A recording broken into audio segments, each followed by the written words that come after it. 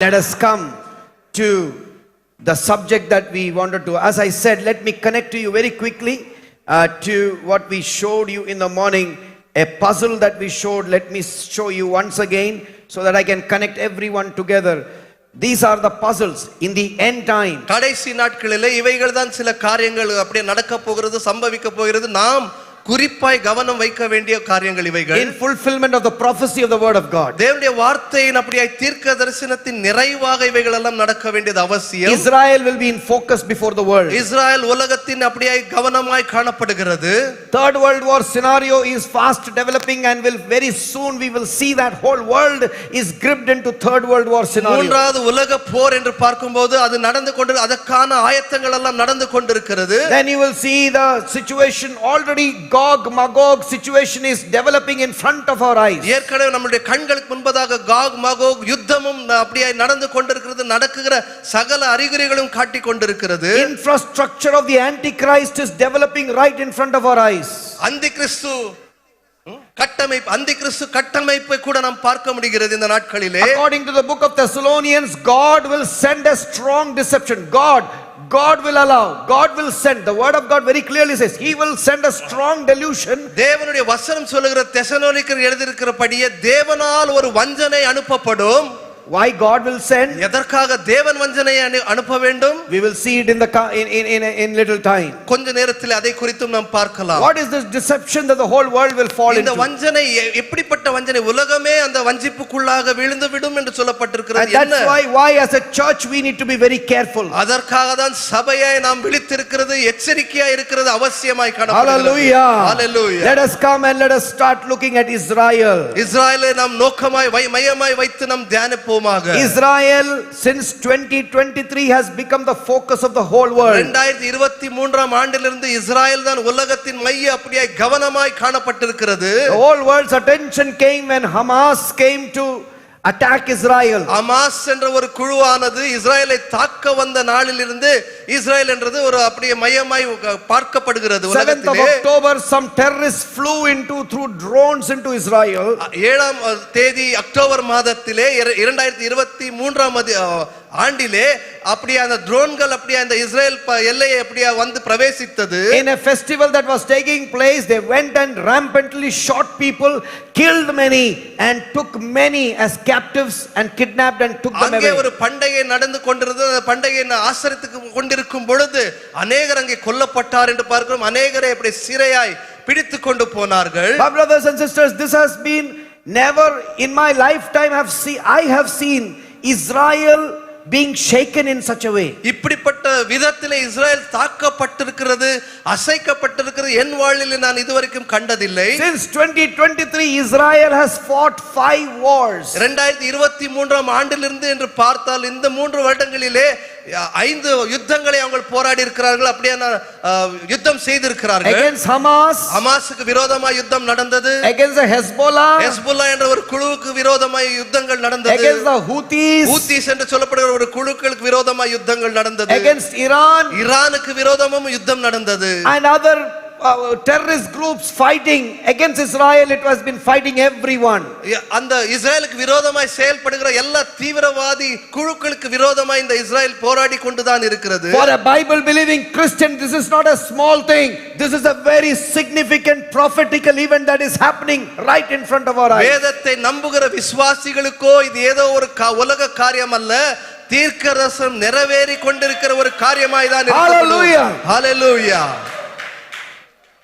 We are going to show a clip right now. It's a media report and we want to give credit of this media reports to the media channels that have been showing these important news events, and we tried to use artificial intelligence to do the translation from English to Tamil.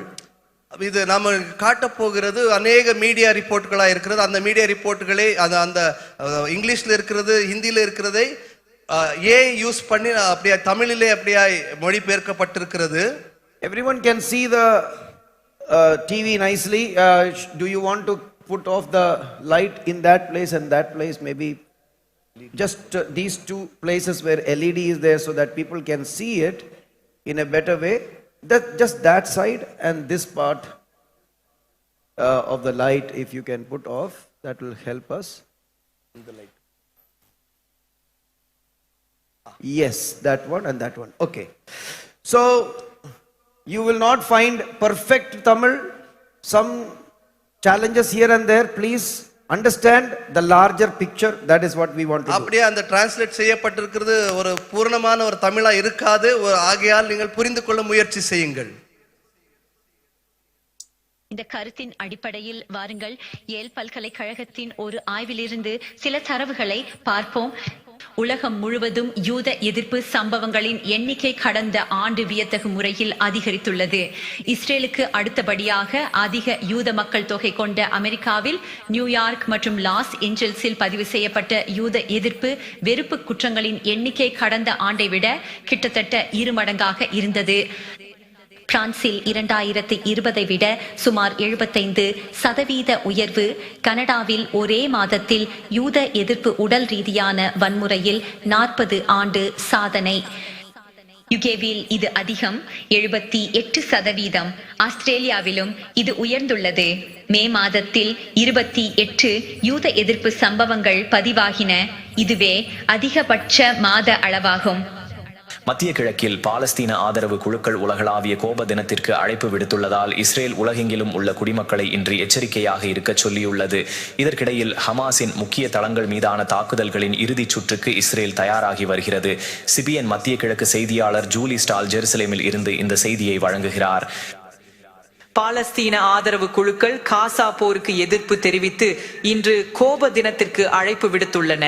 இஸ்ரேலிய அதிகாரிகள் உலகெங்கிலும் உள்ள யூத பயணிகள் மீது வன்முறை தாக்குதல்கள் நடத்தப்படலாம் என எச்சரித்துள்ளனர். யூத அடையாளங்களை தவிர்த்து போராட்டங்களிலிருந்து விலகி இருக்குமாறு பயணிகளுக்கு அவர்கள் அறிவுறுத்துகிறார்கள். ஆஸ்திரேலியா பாலஸ்தீனத்தை அங்கீகரிக்க வேண்டும்.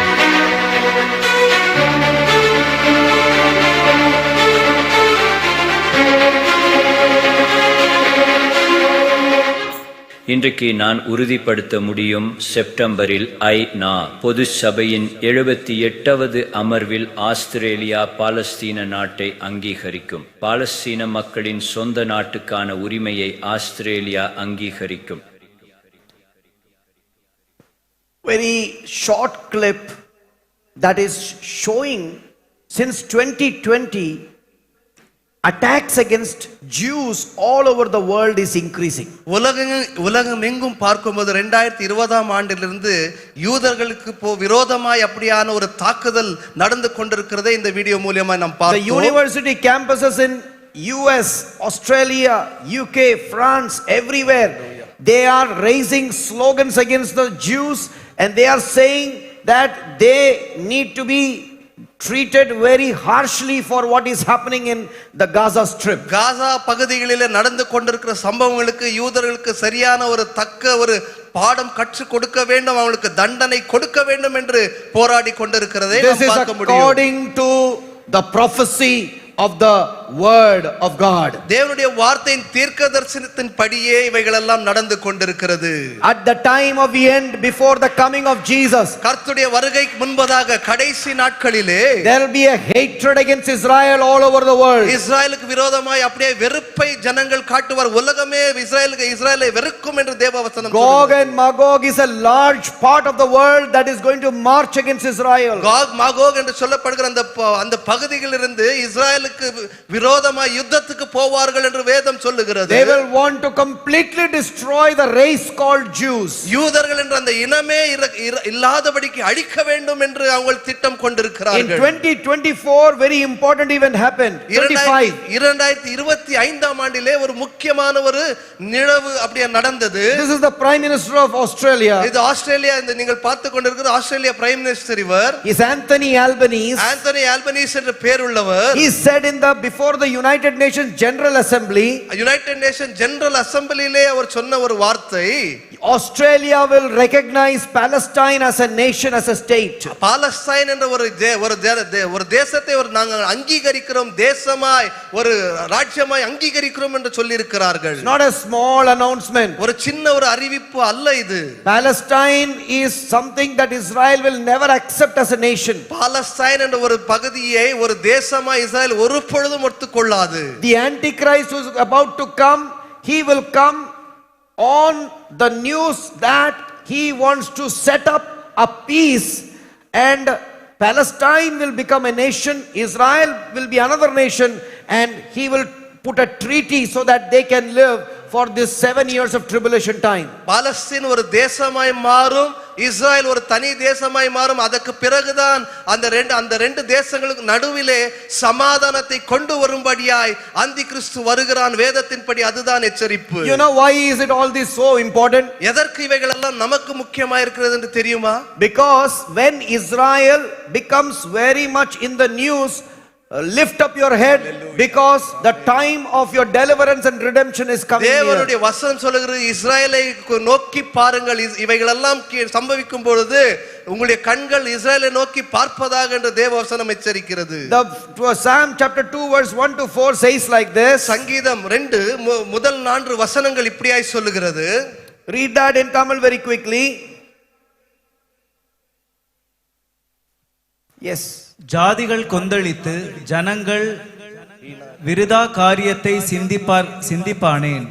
கர்த்தருக்கு விரோதமாகவும் அவர் அபிஷேகம் பண்ணினவருக்கு விரோதமாகவும் பூமியின் ராஜாக்கள் எழும்பி நின்று அதிகாரிகள் ஏகமாய் ஆலோசனை பண்ணி அவர்கள் கட்டுகளை அறுத்து அவர்கள் கயிறுகளை நம்மை விட்டு எரிந்து போடுவோம் என்கிறார்கள்.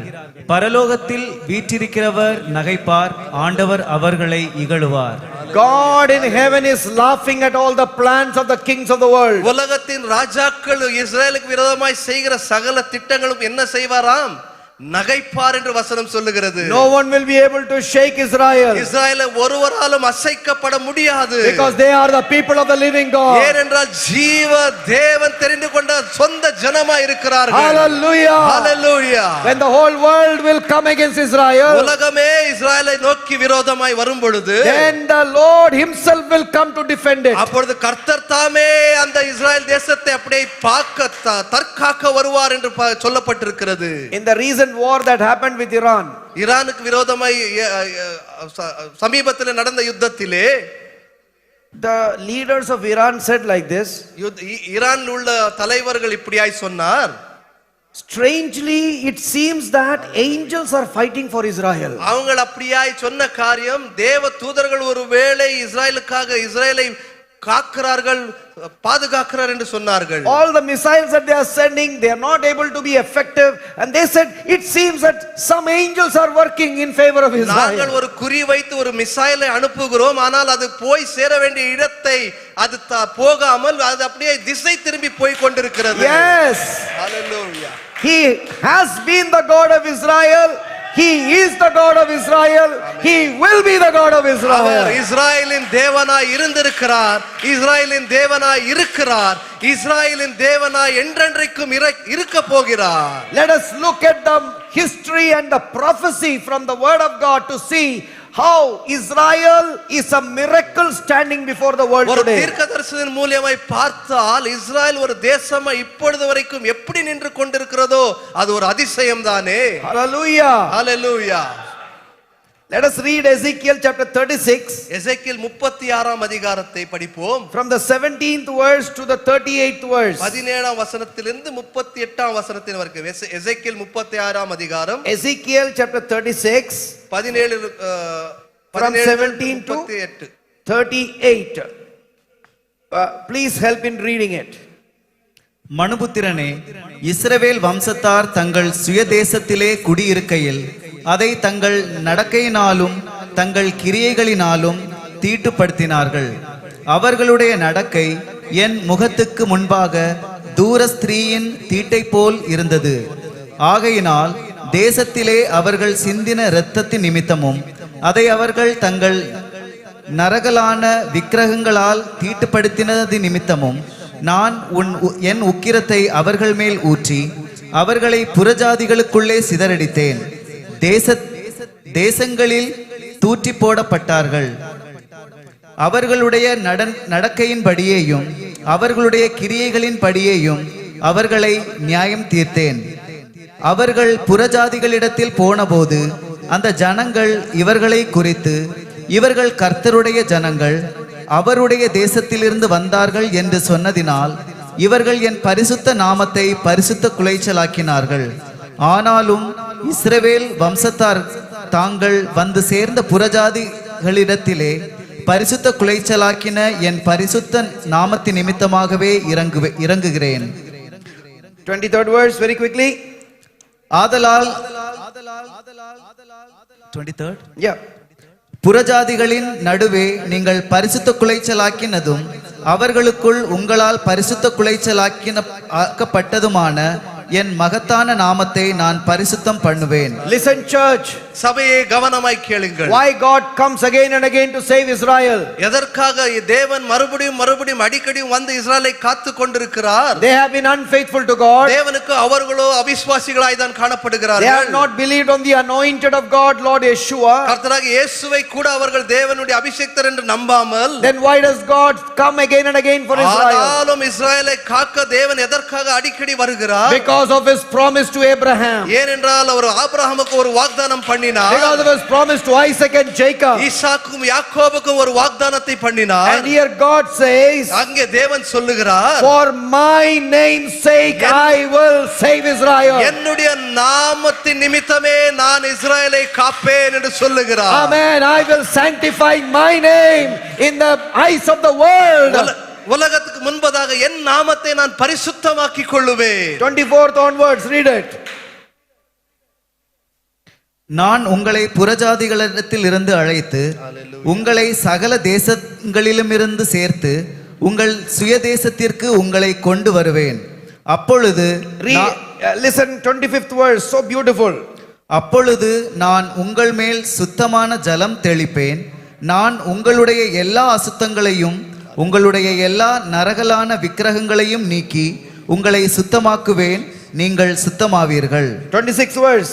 உங்களுக்கு நவமான இருதயத்தை கொடுத்து உங்கள் உள்ளத்திலே புதிதான ஆவியை கட்டளையிட்டு Amen. கல்லான இருதயத்தை உங்கள் மாம்சத்திலிருந்து எடுத்து போட்டு Hallelujah. சதையான இருதயத்தை உங்களுக்கு கொடுப்பேன். 27th verse.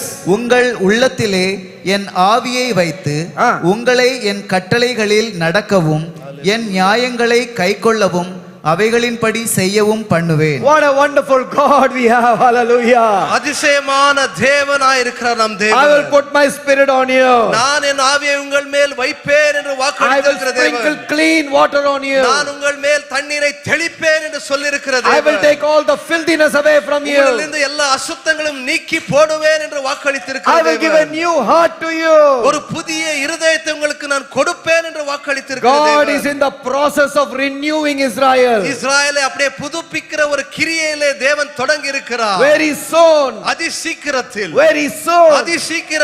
12,000 from every tribe. ஒவ்வொரு கோத்திரங்களிலிருந்து 12,000 ஜனங்கள். 12,000 from every tribe of ஒவ்வொரு Israel. கோத்திரங்களிலிருந்து 12,000 ஜனங்கள். They will beat their chest. அவங்க மார்களை அடித்துக்கொண்டு They will say, we crucified, we pierced the anointed of God. தேவனுடைய அபிஷேக்தராகி உம்மை நாங்களே அப்படியே சிலுவையிலே அறைந்தோமே என்று கதறி அழுவார்கள். And they will recognize the Messiah, Lord Yeshua HaMashiach. கர்த்தராகிய இயேசு கிறிஸ்துவை அவருடைய அப்படியாய் ஒரு விடுவிக்கிறவர் மீட்பராய் அவர்கள் அடையாளம் Are you கண்டுபிடிப்பார்கள். excited, church? சபையே உற்சாகமாய் இருக்கிறீர்களா? Why should we be excited? நாம் எதற்கு உற்சாகமாய் இருக்க வேண்டும்? We who were wild by nature. நாம் அப்படியே பொல்லாதவர்களாய் காணப்பட்டோம். நம்முடைய குணமே பொல்லாத குணமாய் We காணப்பட்டிருந்தது. who were cut off from the nationhood of Israel. இஸ்ராயலுக்கு நமக்கும் ஒரு சம்பந்தமே இல்லாதவர்களாய் நாம் காணப்பட்டோமே. Today, according to Romans chapter 11, God has grafted us to the olive called Israel. இன்றைக்கு ரோமர் 11ஆம் அதிகாரத்திலே சொல்லப்பட்டிருக்கிறபடியே தேவன் அந்த ஒலிவ மரத்தோடு நம்மை இணைத்திருக்கிறார். With that Israel, we are Israel. Israel. அந்த இஸ்ரவேலர்களோடு கூட நாமும் புதிய இஸ்ரவேலர்களாய் இருக்கிறோம். How many of you know that you are also the spiritual Israel? நீங்களும் ஆவிக்குரிய இஸ்ரவேலர்கள் என்று எத்தனை பேர் அறிகிறீர்கள்? Oh, glory to God. Hallelujah. Hallelujah. Hallelujah. We have been brought into the family of God. நாம் தேவனுடைய குடும்பத்திலே ஒருவராய் சேர்க்கப்பட்டிருக்கிறோம். Hallelujah. Hallelujah. That's why Paul says, I have a great pain for my own people. ஆகையால் பவுல் சொல்லுகிறார், என்னுடைய சொந்த ஜனங்களுக்கான ஒரு வேதனை எனக்குள் இருக்கிறது. We should pray for Israel more and more. நாம் அதிகமாய் இஸ்ரவேலுக்கு ஜெபிக்க வேண்டியவர்களாய் காணப்பட All of வேண்டும். us should pray that, Lord, bring out your plan, fulfill your plan for your people Israel. தேவனே உம்முடைய திட்டத்தை கொண்டு வருவீராக, உம்முடைய ஜனமாகிய இஸ்ரவேலை நீர் காப்பீராக என்று நாம் ஜெபிக்க வேண்டும். We have this Bible in our hands வேதம் நம்முடைய கரங்களில் இருக்கிறது. because of Israel. இஸ்ரவேலர் நிமித்தம் தான் இருக்கிறது. Hallelujah. Hallelujah. What a wonderful God we have. ஒரு அற்புதமான தேவன் நமக்கு இருக்கிறார். So from Ezekiel 36 we see a progress in the prophecy. எசேக்கியேல் 36ஆம் அதிகாரத்திலிருந்து முன்னே பார்க்கும் பொழுது ஒரு தீர்க்க தரிசனத்தின் அளவை படிப்படியாய் முன்னே செல்லுகிறதை It பார்க்கிறோம். goes to 37th chapter. 37ஆம் அதிகாரத்திலே And in the 37th chapter, you know very well, it is a prophecy of the vision that God gives to Ezekiel of a valley of dry bones. அந்த 37ஆம் அதிகாரம் ஒரு அப்படியே தீர்க்க தரிசனத்தை எசேக்கியேலுக்கு தேவன் கொடுக்கிறார். எங்கே கொடுக்கிறார்? அந்த எலும்புகள், அந்த பள்ளத்தாக்கிலே எலும்புகளுடைய அந்த இடத்திலே கொடுக்கிறதை பார்க்கிறோம். And in the 37th chapter, God says, speak to this valley of dry bones. அந்த 37ஆம் அதிகாரத்திலே தேவன் எசேக்கியேலை பார்த்து, இந்த எலும்புகளை பார்த்து, நீ தீர்க்க தரிசனம் உரை என்று சொல்லுகிறார். Who is this dry bone? இந்த எலும்புகள் யார்? எதை குறிக்கிறது? And God says to Ezekiel, this is Israel. இதுதான் இஸ்ரவேலா இருக்கிறது என்று தேவன் சொல்லுகிறார். At the time of dispersion from the land of Israel to Babylon and all the other nations. இஸ்ரவேல் தேசத்திலிருந்து அப்படியே அவங்க சிதறடிக்கப்படும் பொழுது, உலகெங்கும் அப்படியே சிதறடிக்கப்படும் பொழுது, Israel was dead as a nation. ஒரு ராஜ்யமாய் அது சத்த ஒரு தேசம் இனமே இல்லாததை போல் காணப்பட்டது. And after the crucifixion of Jesus Christ, இயேசு கிறிஸ்துவின் சிலுவையின் மரணத்தின் பிறகு, and after his resurrection, அவருடைய உயிர்த்தெழுதலுக்கு பிறகு, he said that in a few years time this nation will not remain, the temple will be destroyed. அவர் இந்த தேசமே ஒரு தேசமா இருக்காது, இந்த ஆலயம் கூட அழிக்கப்படும் என்று சொன்னார். And exactly according to the prophecy of the greatest prophet that we see in the Bible, and that is none other than Lord Jesus Christ. அந்த தீர்க்கதரிசிகளிலே ஒரு உன்னத தீர்க்கதரிசி என்று சொல்லப்படுகிற நம்முடைய கர்த்தராகிய இயேசு கிறிஸ்து உரைத்த அந்த தீர்க்கதரிசனம் நிறைவேறியது. Exactly according to the prophecy of Jesus in AD 70, the Romans marched into Israel and they completely destroyed the city of Jerusalem and burned the temple. எருசலேமும் அப்படியே அந்த ரோமர்கள் வந்து அப்படியே எரித்து போட்டார்கள், அந்த இஸ்ரேல் தேசத்தை அவங்களுடைய வசத்திலே கொண்டார்கள் என்று பார்க்கிறோம். AD 70, 70ஆம் ஆண்டிலே அது நடந்தது. close to 2000 years. ஏறக்குறைய 2000 ஆண்டுகள் கடந்து போனது. There was no nation on the face of the earth called Israel. Israel என்ற ஒரு தேசமே அப்படியே அடையாளமே இல்லாதபடி இருந்தது இத்தனை ஆண்டுகள். It is literally impossible. No nation that has gone away into history has come back. வரலாறிலே கூட எந்த தேசமும் அப்படி இல்லாத போன பிறகு மறுபடியும் பிறந்த சரித்திரமே இல்லை. In Isaiah chapter 66 verse 8, Isaiah prophesies like this. Isaiah தீர்க்கதரிசனம் 66ஆம் அதிகாரத்தின் 8ஆம் வசனத்திலே அவர் இப்படியாய் தீர்க்கதரிசனம் உரைக்கிறார். Can you read that loudly in Tamil? இப்படிப்பட்டவைகளை கேள்விப்பட்டது யார்? இப்படிப்பட்டவைகளை கண்டது யார்? ஒரு தேசத்துக்கு ஒரே நாளில் பிள்ளை பேறு வருமோ? ஒரு ஜாதி ஒருமிக்க பிறக்குமோ? சீயோனோவெனில் ஒருமிக்க வேதனைப்பட்டும் தன் குமாரரை பெற்றும் இருக்கிறது. Hallelujah. Hallelujah. Listen church. கவனமாய் கேளுங்கள். Isaiah is asking. ஐசையா தீர்க்கதரிசி கேட்கிறார். Who has heard such things? யார் இப்படிப்பட்ட காரியங்களை கேள்விப்பட்டிருக்கிறார்? In the twinkling of an eye, in a day, can a nation be born? ஒரு நாளிலே ஒரு தேசம் உருவாக முடியுமா?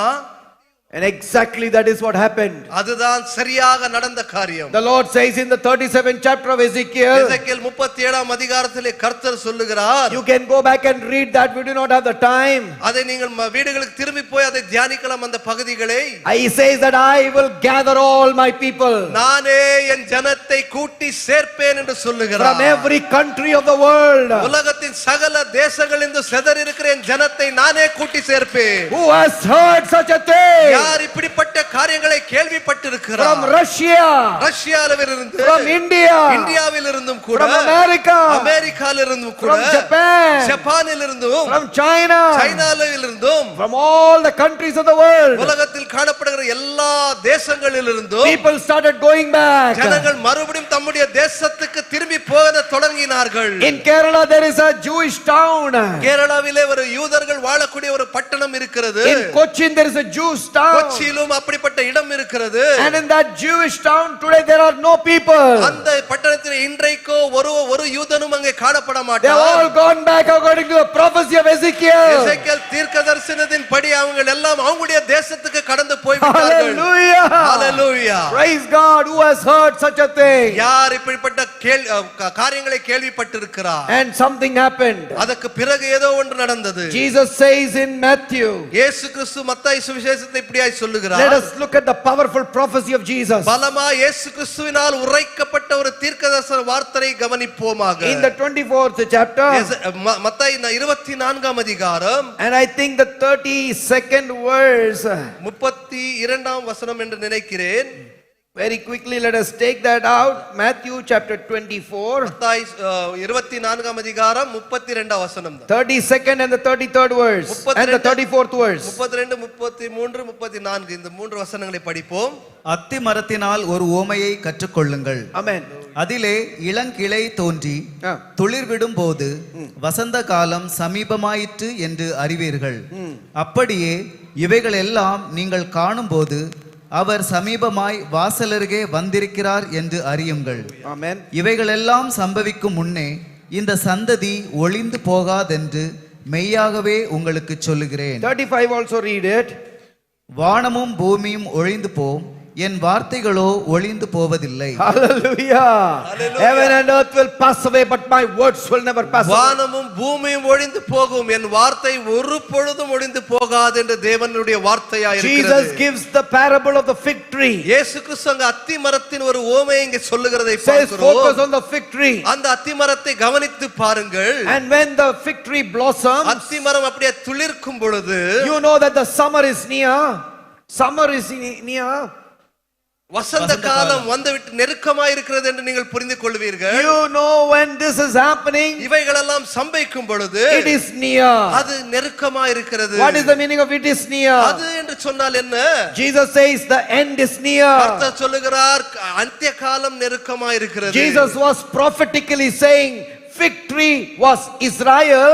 When Israel comes back தீர்க்கதரிசனமாய் சொல்லுகிறார், அந்த தீர்க்கதரிசனமாய் அந்த அத்திமரமானது ஒரு இஸ்ராயலுக்கு குறிப்பிட்டப்பட்டிருக்கிறது.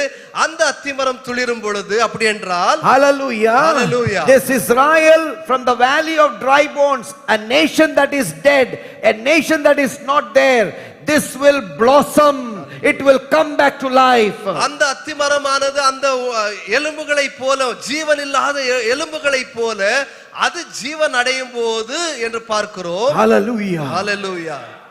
Did the fig tree blossom? அத்தி மரம் துளிர்த்ததா? In 1860s, 1860ஆம் ஆண்டுகளிலே, nearly 140-50 years back, ஏறக்குறைய 150 ஆண்டுகளுக்கு முன்பதாக, வருஷங்களுக்கு முன்பதாக, Mark Twain, a great, he is called the father of American literature. American லிட்டரேச்சருடைய தகப்பன் என்று அழைக்கப்படுகிற மார்க் ட்வெயின் என்ற ஒருவர், he did not believe in God, தேவனை நம்பாதவராய் ஒருவராய் காணப்பட்டார். and he would like to make fun about God. தேவனை குறித்து பரிகாசியம் செய்கிற ஒருவராய் காணப்பட்டார். He went to the region of Israel. Israel பகுதிகளுக்கு அவன் கடந்து போய், in 1860s, 1860ஆம் ஆண்டிலே அவர் கடந்து போனது. and he says like this, இப்படியாய் ஒரு வார்த்தை சொல்லுகிறார், it's a desert, அது ஒரு வனாந்தரமா இருக்கிறது, there is nothing here, இங்கே ஒன்றுமே இல்லை, not even cactus, not even trees that grow in the desert are not there. வனாந்திரத்திலே வளையக்கூடிய அந்த மரங்களும் செடிகளும் கூட அங்கே கொடிகளும் அங்கே இல்லை என்று சொன்னார். Where is the land flowing with milk and honey? பாலும் தேனும் பொழிகிற தேசமா இது எங்கே? Where is that land? எங்கே இருக்கிறது பாலும் தேனும் இங்கே என்று கேட்டார். Mark Twain died away, Mark ட்ரெயினோ மரித்து அவன் அப்படியே அழிந்து போனான். but by the powerful prophecy of the Lord ஆனால் Jesus. வல்லமையான இயேசு கிறிஸ்துடைய தீர்க்க தரிசனத்தின் நிமித்தமே 14 May 1948, 1948ஆம் ஆண்டு 14ஆம் தேதி மே மாதம் United Nations has never done such a thing. United nation ஒரு பொழுதும் இப்படிப்பட்ட காரியம் இதுக்கு முன்ன செய்ததில்லை. Never United Nations has declared a nation like this. இப்படிப்பட்ட ஒரு தேசமாய் ஒரு தேசத்தை அறிவிக்கவே இல்லை United nation. By the signature of all the members of United Nations. அந்த யுனைடெட் நேஷன்ஸ் உடைய மெம்பருடைய ஒவ்வொருத்தருடைய கையெழுத்தோடு கூட United Nations declared Israel as a nation on the face of the earth. பூமியின் மேல் இஸ்ரவேலை ஒரு தேசமாய் அவங்க அறிவித்தார்கள் என்று பார்க்கிறோம். That was 1948. 1948ஆம் ஆண்டிலே இது நடந்தது. Today if you go to Israel, இன்றைக்கும் நீங்கள் இஸ்ரவேலை ஒருவேளை இஸ்ரவேலுக்கு போவீர்களே ஆனால் is it still a desert? அது இன்னும் வனாந்திரமாய் காணப்படுகிறதா? No. இல்லை. It has become a land flowing with milk and honey. அது பாலும் தேனும் பொழிகிற ஒரு தேசமாய் மாறி இருக்கிறது. The best scientists of the world, they come from Israel. சிறந்த அப்படியே ஆராய்ச்சியாளர்கள் அந்த இஸ்ரேல் தேசத்திலிருந்து புறப்பட்டு வந்திருக்கிறவர்கள் The தான். most wealthiest people, they are people from Israel. உலகத்திலே பணக்காரர்களை பார்த்தால் இஸ்ரேலிலிருந்து வந்தவர்கள் தான். Even America is in the hand of Israel. அமெரிக்காவை கூட நாம் எடுத்தால் அது இஸ்ரேலுடைய கைகளில் தான் இருக்கிறது. Why you know? ஏன் தெரியுமா? They have the money. அவர்களிடத்தில் பணம் இருக்கிறது. All the bankers of the world, all the rich bankers of the world, they are funding the political parties. They have such power in their hand. அவருடைய அந்த ஐஸ்வர்யமான தேசங்கள் எல்லாம் அந்த அரசியல்வாதிகள் எல்லாம் எதற்காக என்று பார்த்தால் இஸ்ரேலின் பணத்தின் நிமித்தமே. How has this been possible is Isaiah asks. இதெல்லாம் எப்படி கூடும் என்று ஐசாயா கேட்கும் பொழுது It is possible because அது கூடும். God is behind Israel. அது கூடும் ஏனென்றால் நம்முடைய தேவன் அதுக்கு பின்னே இருக்கிறார். Hallelujah. Hallelujah. This Israel, when it keeps going forward, we will see that this prophecy happened in 1948. 1948ஆம் ஆண்டிலே இந்த தீர்க்க தரிசனமானது நிறைவேறியது என்று நாம் பார்க்கிறோம். Then Jesus says like this. அதற்கு பிறகு இயேசு கிறிஸ்து சொல்லுகிறார். Put your attention on the 32nd and the 33rd verse. 32ஆம் 33ஆம் வசனத்தை நாம் மறுபடியும் கவனமாய் பார்ப்போமே ஆனால் He says the time is near. அவர் சொல்லுகிறார் காலம் மிகவும் நெருக்கமாய் இருக்கிறது. And then he says அதற்கு பிறகு this generation இந்த சந்ததியானது will not pass away. ஒழிந்து போகாது. When all these things will come to pass. இவைகளெல்லாம் நடக்கும்போது நிறைவேறும் போது இந்த சந்ததியானது ஒழிந்து போகாது. That means when the fig tree blossomed, it blossomed on the 14th of May 1948. அப்படி என்றால் அந்த ஒலிவ அந்த கதிரானது அப்படியே துளிர்த்த போது 1948ஆம் ஆண்டிலே துளிர்த்தது. Hallelujah. Hallelujah. And this nation, when it blossomed 1948, if you try to take the length of one generation, 1948ஆம் ஆண்டிலிருந்து ஒரு சந்ததி எந்த அளவுக்கு எத்தனை ஆண்டுகள் வாழ்வார்கள் என்று நாம் கற்பனித்து பார்த்தால் how long can someone live today? இந்த நாளிலே ஒரு மனிதன் எத்தனை நாள் ஆயுசு நாட்கள் எத்தனை நாளா இருக்கும்? Someone who has been born in 1948, 1948ஆம் ஆண்டிலே பிறந்தவர் how long can they live? அவங்க எந்த நாள் வரைக்கும் பிழைத்திருக்கலாம், ஜீவனோடு இருக்கலாம். Today I met with brother Joseph. இன்றைக்கு பிரதர் ஜோசஃபோடு நான் சந்தித்தேன். And then brother Joseph said, brother Joseph இப்படியாய் சொன்னார், this is my father. இது என்னுடைய தகப்பனார் என்று அறிமுகம் படுத்தினார். And you all know Joseph brother's father. Joseph பிரதருடைய தகப்பனார் உங்களுக்கு எல்லாம் தெரியும். What is his age? அவருடைய வயசு என்ன? 93. 93 வயதா இருக்கிறது அவருக்கு. So thank God we heard uncle can drive scooter also today. Uncle இன்றைக்கும் ஸ்கூட்டரை ஓட்ட முடிய ஒரு பலன் இருக்கிறது என்று Hallelujah. Hallelujah. That is the strength of the Lord. அது கர்த்தரால் வருகிற பலனாகும். In Japan it is easy for people to live. It's a normal thing. People live for 110 115 years. 110 115 ஆண்டுகளும் வாழுகிறார்கள் ஜனங்கள் இந்த நாட்களிலே. So add from 1948, 1948ஆம் ஆண்டிலிருந்து in the minimum if you add 100 years, குறைவாய் நாம் 100 ஆண்டுகளை சேர்த்து கொண்டாலும் கூட how long where we will reach? 1948க்கு 100 சேர்த்தால் எங்கே இருப்போம் நாம்? 2048. 2048ஆம் ஆண்டிலே இருப்போம். What year are we living today? நாம் வாழ்ந்து கொண்டிருக்கிற ஆண்டு எந்த ஆண்டா இருக்கிறது? 26. 2026ஆ இருக்கிறது. 22 years. இன்னும் 22 ஆண்டுகள். These 22 years are significant. இந்த 22 ஆண்டுகள் மிகவும் முக்கியமானது, பிரபலமானது என்று பார்க்கிறோம். Why? எதற்காக? No one else but Jesus said, யாரும் அல்ல, நம்முடைய கர்த்தராகிய இயேசு கிறிஸ்து சொல்லி all இருக்கிறபடியே these things will happen in this generation. இந்த சந்ததியிலே தான் இவைகள் எல்லாம் சம்பவிக்கும் என்று சொல்லி இருக்கிறார். Hallelujah. Hallelujah. That is why it is important. We should be awake. We should be alert because the end events are happening in a fast pace in front of our ஆகையால் eyes. விழித்திருக்க வேண்டியது அவசியமாய் காணப்படுகிறது. ஏனென்றால் உலகத்தில் அப்படிப்பட்ட காரியங்கள் வேகம் பிடித்துக் கொண்டிருக்கிறது. Hallelujah. Hallelujah. My dear brothers and sisters, this is going to lead us into a Gog-Magog war situation. இப்ப நடந்து கொண்டிருக்கிற இஸ்ரேலுக்கு விரோதமாய் நடந்து கொண்டிருக்கிற காரியங்கள் எல்லாம் எங்கே கொண்டு போகிறது என்று பார்த்தால் காக் மாகோக் யுத்தத்துக்கு நேராய் கொண்டு போகிறது. That is the 38th and the 39th chapter of அதை Ezekiel. நாம் எசேக்கியேல் 38ஆம் 39ஆம் அதிகாரங்களிலே பார்க்க முடியும். Let us read a few verses of chapter 38 of Ezekiel. எசேக்கியேல் 38ஆம் அதிகாரத்திலே சில வசனங்களை படிக்கலாம். From the verse 1 onwards, please help in reading very quickly 4-5 verses. 38ஆம் அதிகாரம் முதல் சில வசனங்களை படிப்போம். கர்த்தருடைய வார்த்தை எனக்கு உண்டாகி அவர், மனுபுத்திரனே, மேசேக் தூபால் ஜாதிகளின் தலைமையான அதிபதியாகிய மாகோகு தேசத்தானான கோகுக்கு எதிராக நீ உன் முகத்தை திருப்பி அவனுக்கு விரோதமாக தீர்க்க தரிசனம் உரைத்து சொல்ல வேண்டியது என்னவென்றால், கர்த்தராகிய ஆண்டவர் உரைக்கிறார், மேசேக் தூபால் ஜாதிகளின் அதிபதியாகிய கோகே, இதோ நான் உனக்கு விரோதமாக வருவேன். நான் உன்னை திருப்பி உன் வாயில் துறடுகளை போட்டு உன்னையும் உன்னுடைய எல்லா சேனையையும் குதிரைகளையும் சர்வாயுதம் தரித்த குதிரை வீரர்களையும் பரிசையும் கேடகமுடைய திரளான கூட்டத்தையும் புறப்பட பண்ணுவேன். அவர்கள் எல்லாரும் பட்டயங்களை பிடித்திருப்பார்கள். அவர்களோடே கூட பெர்சியரும் எத்தியோப்பியரும் லீபியரும் இருப்பார்கள். அவர்கள் எல்லாரும் கேடகம் பிடித்து தலைச்சீராவும் தரித்திருப்பவர்கள். Listen church, it's a very significant prophecy. முக்கியமான ஒரு தீர்க்க தரிசனமா நாம் இதை பார்க்க வேண்டும். Every prophecy of the Bible has come to pass. ஒவ்வொரு தீர்க்க தரிசனமும் இதுவரைக்கும் நிறைவேறி இருக்கிறது நிச்சயம். And that which is yet to happen, it will exactly happen. எது நிறைவேற இருக்கிறது கண்டிப்பாய் நிறைவேறும். Hallelujah. Hallelujah. The scene is developing for Gog and Magog war. Gog Magog யுத்தத்துக்கான ஒரு காட்சிகள் அங்கே சம்பவித்துக் கொண்டிருக்கிறதை பார்க்க முடியும். Persia.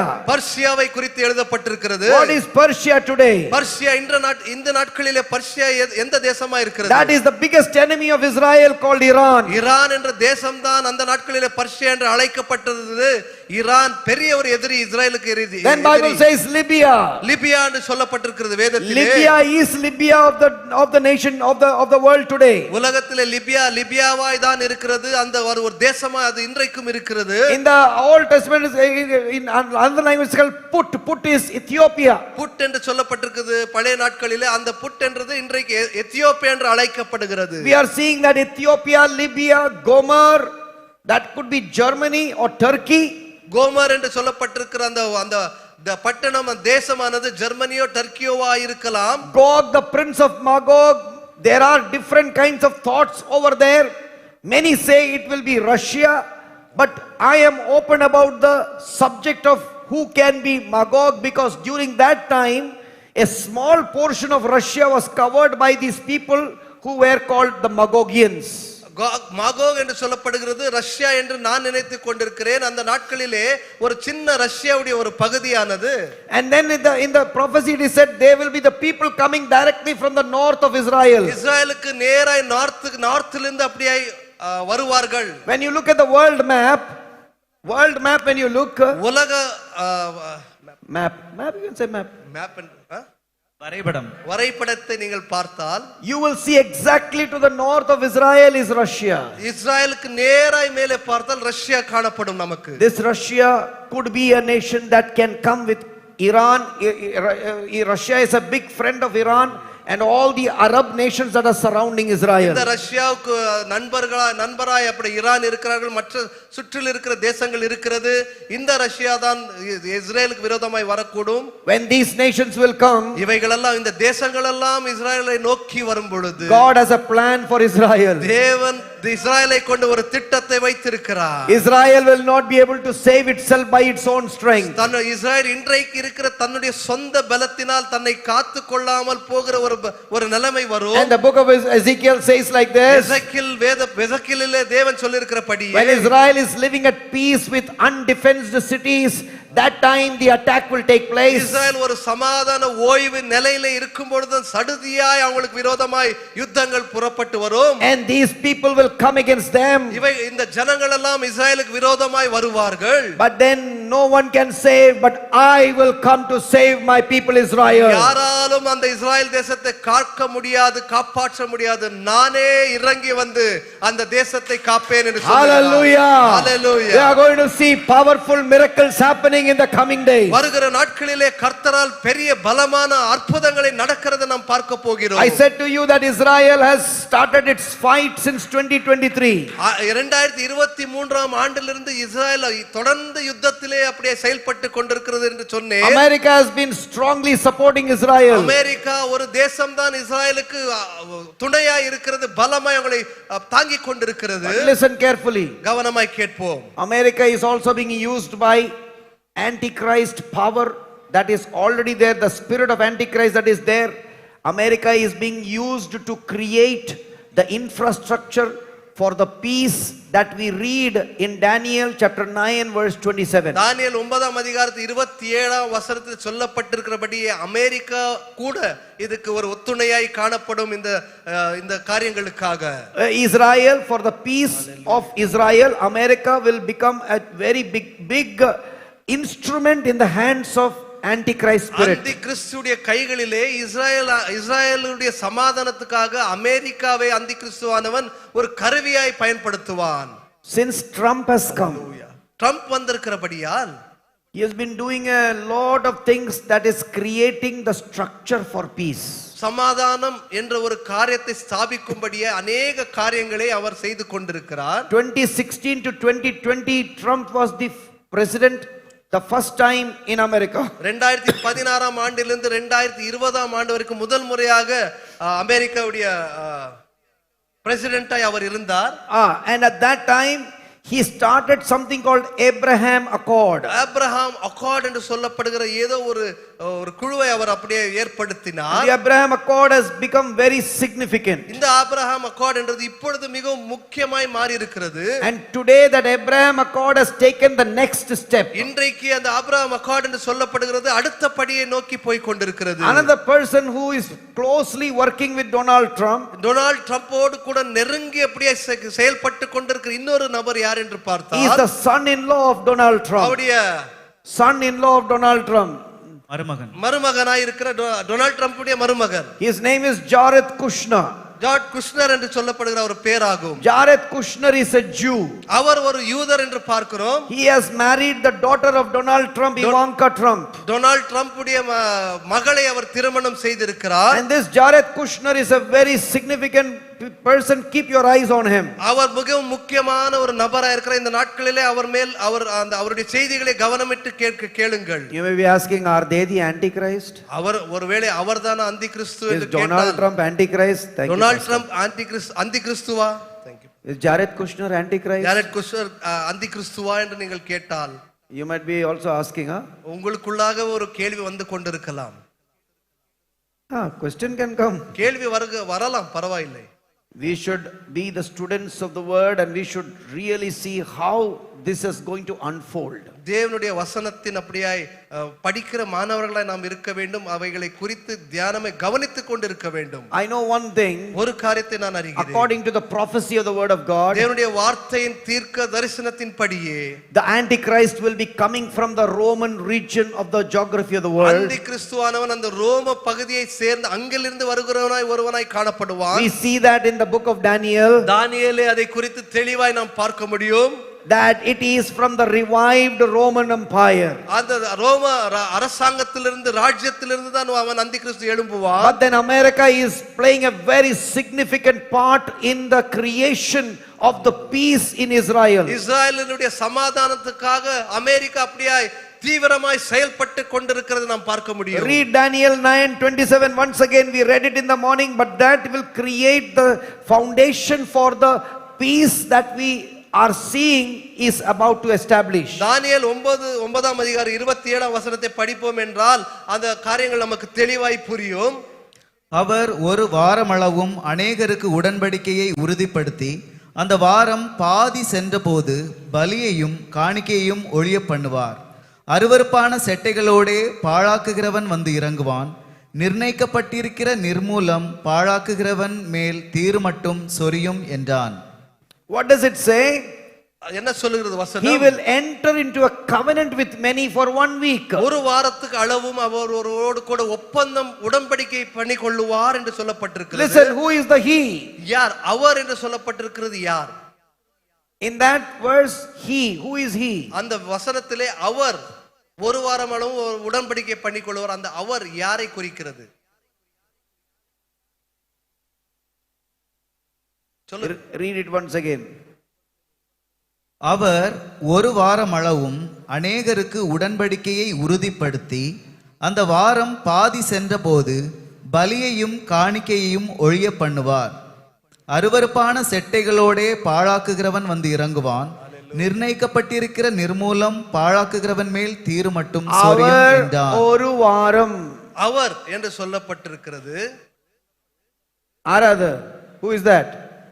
Come on, sisters. Our. Come on. Who is that? Donald Trump? Huh? யாரு? அவர் யாரு? மதிப்பு கொடுத்திருக்குது அவர். இயேசு. ஐயோ. Brothers, where are our brothers? That brother in orange shirt. Who is that he? அந்த வசனத்தில் சொல்லப்பட்டிருக்கிறது யார்? Brother Joseph, who is the he? Come on, try. He will enter into a treaty with many. I am trying to really make it to and fro. உங்களிடத்திலிருந்து பதிலை எதிர்பார்த்து கொண்டிருக்கிறேன். The check shirt, blue. Here. சொல்லுங்க. யாரு? அவர் யாரு? Antichrist. Loud. Once again. Antichrist is saying. அந்தி கிறிஸ்து என்று சொல்லுகிறார் அவர். No. Yeah. He is Antichrist. Clap your hand. Hallelujah. He is right answer. Give a clap for him. Yes. He is Antichrist. அந்தி கிறிஸ்துவ குறித்து தான் அங்கே சொல்லப்பட்டிருக்கிறது. Antichrist will enter into a covenant for 1 week. அந்தி கிறிஸ்து தான் ஒரு வாரம் அளவும் அங்கே ஒரு ஒப்பந்தம் உடன்படிக்கை பண்ணி கொள்ளுவார். What is this 1 week? இந்த ஒரு வாரம் எதை குறிக்கிறது? It is 7 years. 7 ஆண்டுகளை குறிக்கிறது. 7 years. 7 ஆண்டுகள். 1 day of the week is 1 year. ஒரு நாள், ஒரு வாரத்தின் ஒரு நாளை எப்படி எண்ணிக்கொள்ளலாம்? ஒரு ஆண்டு என்று எண்ணிக்கொள்ளலாம். That is the 7 years of tribulation. அதுதான் 7 ஆண்டுகள் அந்த உபத்திரவ காலம் என்று நாம் அதை So எடுத்துக்கொள்ளலாம். at the start of tribulation, அப்பொழுது அந்த உபத்திரவ காலத்தின் துவக்கத்திலே he will enter into covenant. That means a treaty. He will establish peace with Israel. அவர் இஸ்ரவேலோடு கூட ஒரு உடன்படிக்கையை பண்ணி கொள்ளுவான். அது எப்படிப்பட்ட உடன்படிக்கையா இருக்கும்? ஒரு சமாதானத்துக்கான உடன்படிக்கையா இருக்கும். What kind of peace? எப்படிப்பட்ட ஒரு சமாதானத்துக்கான உடன்படிக்கை இது? With whom the peace? யாரோடு கூட சமாதானத்தின் உடன்படிக்கை? Today Israel is fighting with whom? இன்றைக்கு இஸ்ரவேல் யாருக்கு விரோதமாக யுத்தம் செய்து கொண்டிருக்கிறது? Why is Israel fighting today? எதற்காக இஸ்ரவேல் யுத்தம் செய்து கொண்டிருக்கிற ஒரு நிலைமை? Why is Israel fighting today? ஏன் இஸ்ரவேலுக்கு விரோதமாக யுத்தம் நடந்து கொண்டிருக்கிறது? Why is Israel fighting today? இஸ்ரவேலுக்கு விரோதமாக எதற்கு யுத்தங்கள் நடந்து கொண்டிருக்கிறது? You see, this is prophecy and this is Bible study of prophecy. தீர்க்க தரிசனத்தின் பைபிள் ஸ்டடியா இருக்கிறது. அதனால் கேள்வியை கேட்கிறோம், பதில் எதிர்பார்க்கிறோம். Why is Israel fighting? எதற்கு இஸ்ரவேல் யுத்தம் செய்து கொண்டிருக்கிறது? For church, huh? Come on, sisters. With whom is Israel fighting? யாருக்கு விரோதமாய் யுத்தம் செய்து கொண்டிருக்கிறது? Sister. பாலஸ்தீனம். Try one answer. Why? With whom is Israel is fighting? Israel யாரோடு யுத்தம் செய்து கொண்டிருக்கிறது? பாலஸ்தீனர். Palestine. Yes. In 1948 when Israel was declared as a nation. 1948 ஆண்டிலே இஸ்ரேல் ஒரு தேசமாய் அங்கீகரிக்கப்பட்ட நாளிலே The Arab nations that are surrounding that region. அந்த தேசத்தை சுற்றியிருக்கிற அரபு தேசத்தார்கள் They said. அவர்கள் இப்படியாய் சொன்னார். Israel cannot become a nation. Israel ஒரு தேசமாய் அங்கீகரிக்கப்படக்கூடாது. Because this land is occupied by Palestinians. ஏனென்றால் இந்த தேசத்திலே ஏறக்குறைய பாலஸ்தீனர்கள் தான் வாசம் செய்கிறார்கள். It's another story whether Palestinians were there or not. பாலஸ்தீனர்கள் அங்கே இருந்தார்களா அது அவங்களுக்கு சொந்தமா அது வேற கதை. The important thing is முக்கியமான ஒரு காரியம் இருக்கிறது. Israel said like this. Israel இப்படியாய் அறிக்கையிட்டது. This land has been given by none other than our God. He has given this land to us. இந்த தேசத்தை இந்த நிலத்தை இந்த இடத்தை தேவனால் எங்களுக்கு கிடைத்திருக்கிறது என்று சொன்னார்கள். And we have a proof for that. நான் எங்களுக்கான ஒரு ஆதாரமாக அது இருக்கிறது எங்களுக்கு. Yes, there is a proof that this land is our land. எங்களுடையதுதான் இந்த தேசம் என்றதுக்கான ஒரு ஆதாரம் எங்களுக்கு இருக்கிறது. What is the proof? அந்த ஆதாரம் என்ன காட்டினாராம்? This book is the proof. இந்த வேதம் தான் அதுக்கு ஆதாரமாய் Our இருக்கிறது. God gave this land to Abraham. நம்முடைய தேவன் அப்படியே ஆபிரகாமுக்கு இஸ்ரேல் தேசத்தை கொடுத்தார், அந்த நிலத்தை கொடுத்தார். Since thousands of years this is our land. ஆயிரம் ஆண்டுகளாய் இது அவங்களுடைய தேசமாய் தான் காணப்பட்டு United Nations and all the countries recognized what Israel said. Israel சொன்னதெல்லாம் யுனைடெட் நேஷன்ஸும் வேற தேசங்களும் அங்கீகரித்தது. That's why Israel became declared as a nation. ஆகையால் இவைகளை கொண்டு இந்த ஒரு அடையாளங்களை வைத்துதான் இஸ்ரேலை ஒரு தேசமாய் அவர்கள் அறிவித்தார்கள். But the Arab nations, ஆனால் அவங்களுக்கு சுற்றுலுமாய் இருக்கிற அரபு தேசத்தார்கள், Iraq, Iran, Syria, Turkey, no one recognizes Israel. இஸ்ரேலை அங்கே சுற்றிலும் இருக்கிற ஒரு தேசமும் அங்கீகரிக்கவில்லை. They said we will destroy you. இஸ்ரேலை நாங்கள் ஒரு நாள் அழிக்க போகிறோம் என்று சொல்லி So இருக்கிறார்கள். what will Antichrist do? அந்திகிறிஸ்து என்ன செய்வான்? What is Antichrist doing? The spirit of Antichrist, what is he doing today? அந்திகிறிஸ்துடைய ஆவி எப்படி செயல்பட்டு கொண்டிருக்கிறது He is என்றால் creating a vehicle, a structure for peace. அவன் சமாதானம் என்ற ஒரு விஷயத்தை பிடித்துக்கொண்டு அதை அவன் பிடித்துக் கொண்டிருக்கிறான். So United Nations is being used by the spirit of Antichrist. அந்திகிறிஸ்துடைய ஆவியினால் அந்த யுனைடெட் நேஷன்ஸ் அப்படியே செயல்பட்டு கொண்டிருக்கிறது. Right from 1970s United States has been working to produce the peace. 1970ஆம் ஆண்டிலிருந்து எப்படியாகிலும் சமாதானம் என்ற அந்த உடன்படிக்கையை ஸ்தாபிக்கும்படியா இந்த யுனைடெட் நேஷன்ஸ் முயற்சி செய்து கொண்டே இருக்கிறது. Multiple presidents have been working behind it. அநேக பிரதமர்கள் அப்படியே அதுக்கு பின்னே அப்படியே வேலை செய்து கொண்டிருக்கிறார்கள். Richard Nixon, George Bush, Bill Clinton, they all have been working behind producing a peace in this situation. இந்த சூழ்நிலைகளில் ஒரு சமாதான உடன்படிக்கை எப்படியாகிலும் ஸ்தாபிக்க வேண்டும் என்று பிரபலமானவர்கள் செயல்பட்டு கொண்டிருக்கிறார்கள். So December 10, 2021 you see here Morocco and Israel are normalizing the relationship. ஆகையால் டிசம்பர் 10ஆம் தேதி 2021ஆம் ஆண்டில் அந்த மொரோக்கோ என்ற தேசம் இஸ்ரேலும் இணைகிறதை பார்க்கிறோம். 1978 we see Camp David Accord where Jimmy Carter brought Anwar Sadat, the Egyptian president, for a treaty with Israel. 1978ஆம் ஆண்டில் அந்த எகிப்து தேசத்தை இஸ்ரேலோடு கூட ஒரு உடன்படிக்கையோடு கொண்டு வந்ததை நாம் பார்க்கிறோம். 1994 1994ஆம் ஆண்டிலே in the presence of Bill Clinton, உடைய ஒரு சமூகத்திலே King Hussein of Jordan, ஜார்டனுடைய ராஜாவாகிய ஒரு அந்த king Hussein, and then Prime Minister Yitzhak Rabin, அந்த நாட்களிலே அப்படியே பிரதமராக இருந்த இட்சாக் ரபீன் என்றவர்கள், they came to US to do a Washington declaration. அங்கே யுஎஸ்ல வாஷிங்டன் டிக்ளரேஷன் என்று சொல்லப்படுகிற ஒரு அறிவிப்புக்காக வந்தார்கள். Another step for peace. இன்னொரு படி, அது சமாதானத்துக்கான இன்னொரு படி என்று நாம் பார்க்கிறோம். Then in 2020 அதற்கு பிறகு 2020ஆம் ஆண்டிலே United States, United Arab Emirates and Israel, they come together for normalizing the relationship. United ஸ்டேட்ஸும் யுனைடெட் அரப் UAE என்று சொல்லப்படுகிற இஸ்ரேலோடு பொதுவாக நாம் அப்படியே இணைவோமாக என்று சொல்லி ஒரு ஒப்பந்தத்துக்கூடாக வந்தார். Who was the president in 2020? 2020ஆம் ஆண்டிலே யார் அந்த இஸ்ரேல் அமெரிக்கா அரசாண்டு கொண்டிருந்தார்? Donald Trump. டொனால்ட் ட்ரம்ப் அப்பொழுதும் இருந்தார். This is the actual picture of that time. அந்த நாட்களிலே அவங்க அப்படியே கையெழுத்து போடும்போது எடுத்த ஒரு காட்சி, ஒரு பிக்சர் இதுதான். Benjamin Netanyahu was the prime minister of Israel then and he is the prime minister today also. Benjamin Netanyahu அப்பொழுதும் இஸ்ரேலுடைய பிரதமராக இருந்தார், இன்றைக்கும் அவர்தான் பிரதமர். So they are establishing this peace. அவர்கள் எல்லாம் சேர்ந்து அப்படியே இந்த சமாதானத்தின் ஒப்பந்தத்துக்காக முயற்சி செய்து கொண்டிருக்கிறார்கள். And something happened in January. ஜனவரி மாதத்திலே ஏதோ ஒரு காரியம் நடந்தது.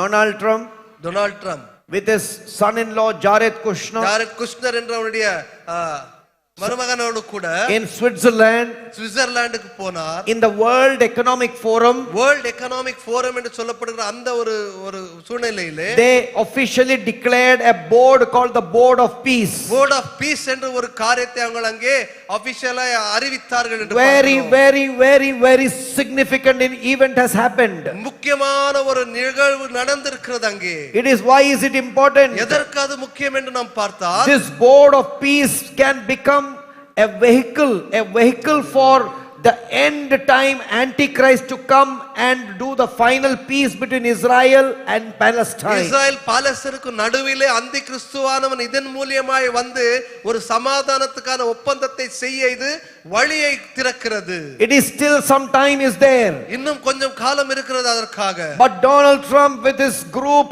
and Jared Kushner, these people are playing a very important role in this. ஆனால் இந்த சொல்லப்பட்ட நபர்கள் எல்லாம் மிகவும் முக்கியமான ஒரு பங்களிப்பை கொடுத்து கொண்டிருக்கிறார்கள். Church, let us keep our eyes open. சபையே நாமும் விழித்திருந்து இந்த காரியங்களை கவனித்து பார்ப்போமாக. Your Lord Jesus, my Lord Jesus said, when you see all these things happening, உங்களுடைய கர்த்தரும் நன்னுடைய கர்த்தரும் என்ன சொல்லியிருக்கிறார், இவைகள் எல்லாம் சம்பவிக்கிறதை நீங்கள் பார்க்கும் பொழுது open your eyes and say, the time is at hand. கண்களை விழித்திருந்து நீங்கள் பார்த்து, ஓ காலம் குறுகியதா இருக்கிறது என்று சொல்லுங்கள். Therefore, time to be awake. ஆகையால் விழித்திருக்க வேண்டிய ஒரு காலத்திலே நாம் காணப்படுகிறோம். Paul said 2000 years ago. பால் 2000 வருடங்களுக்கு முன்பதாக சொன்னார். In Romans chapter 13. ரோமர் 13ஆம் அதிகாரத்திலே, Quickly take and read it. ரோமர் 13ஆம் அதிகாரத்தை எடுப்போம். 11ஆம் வாக்கியம் from 11th verse to the end.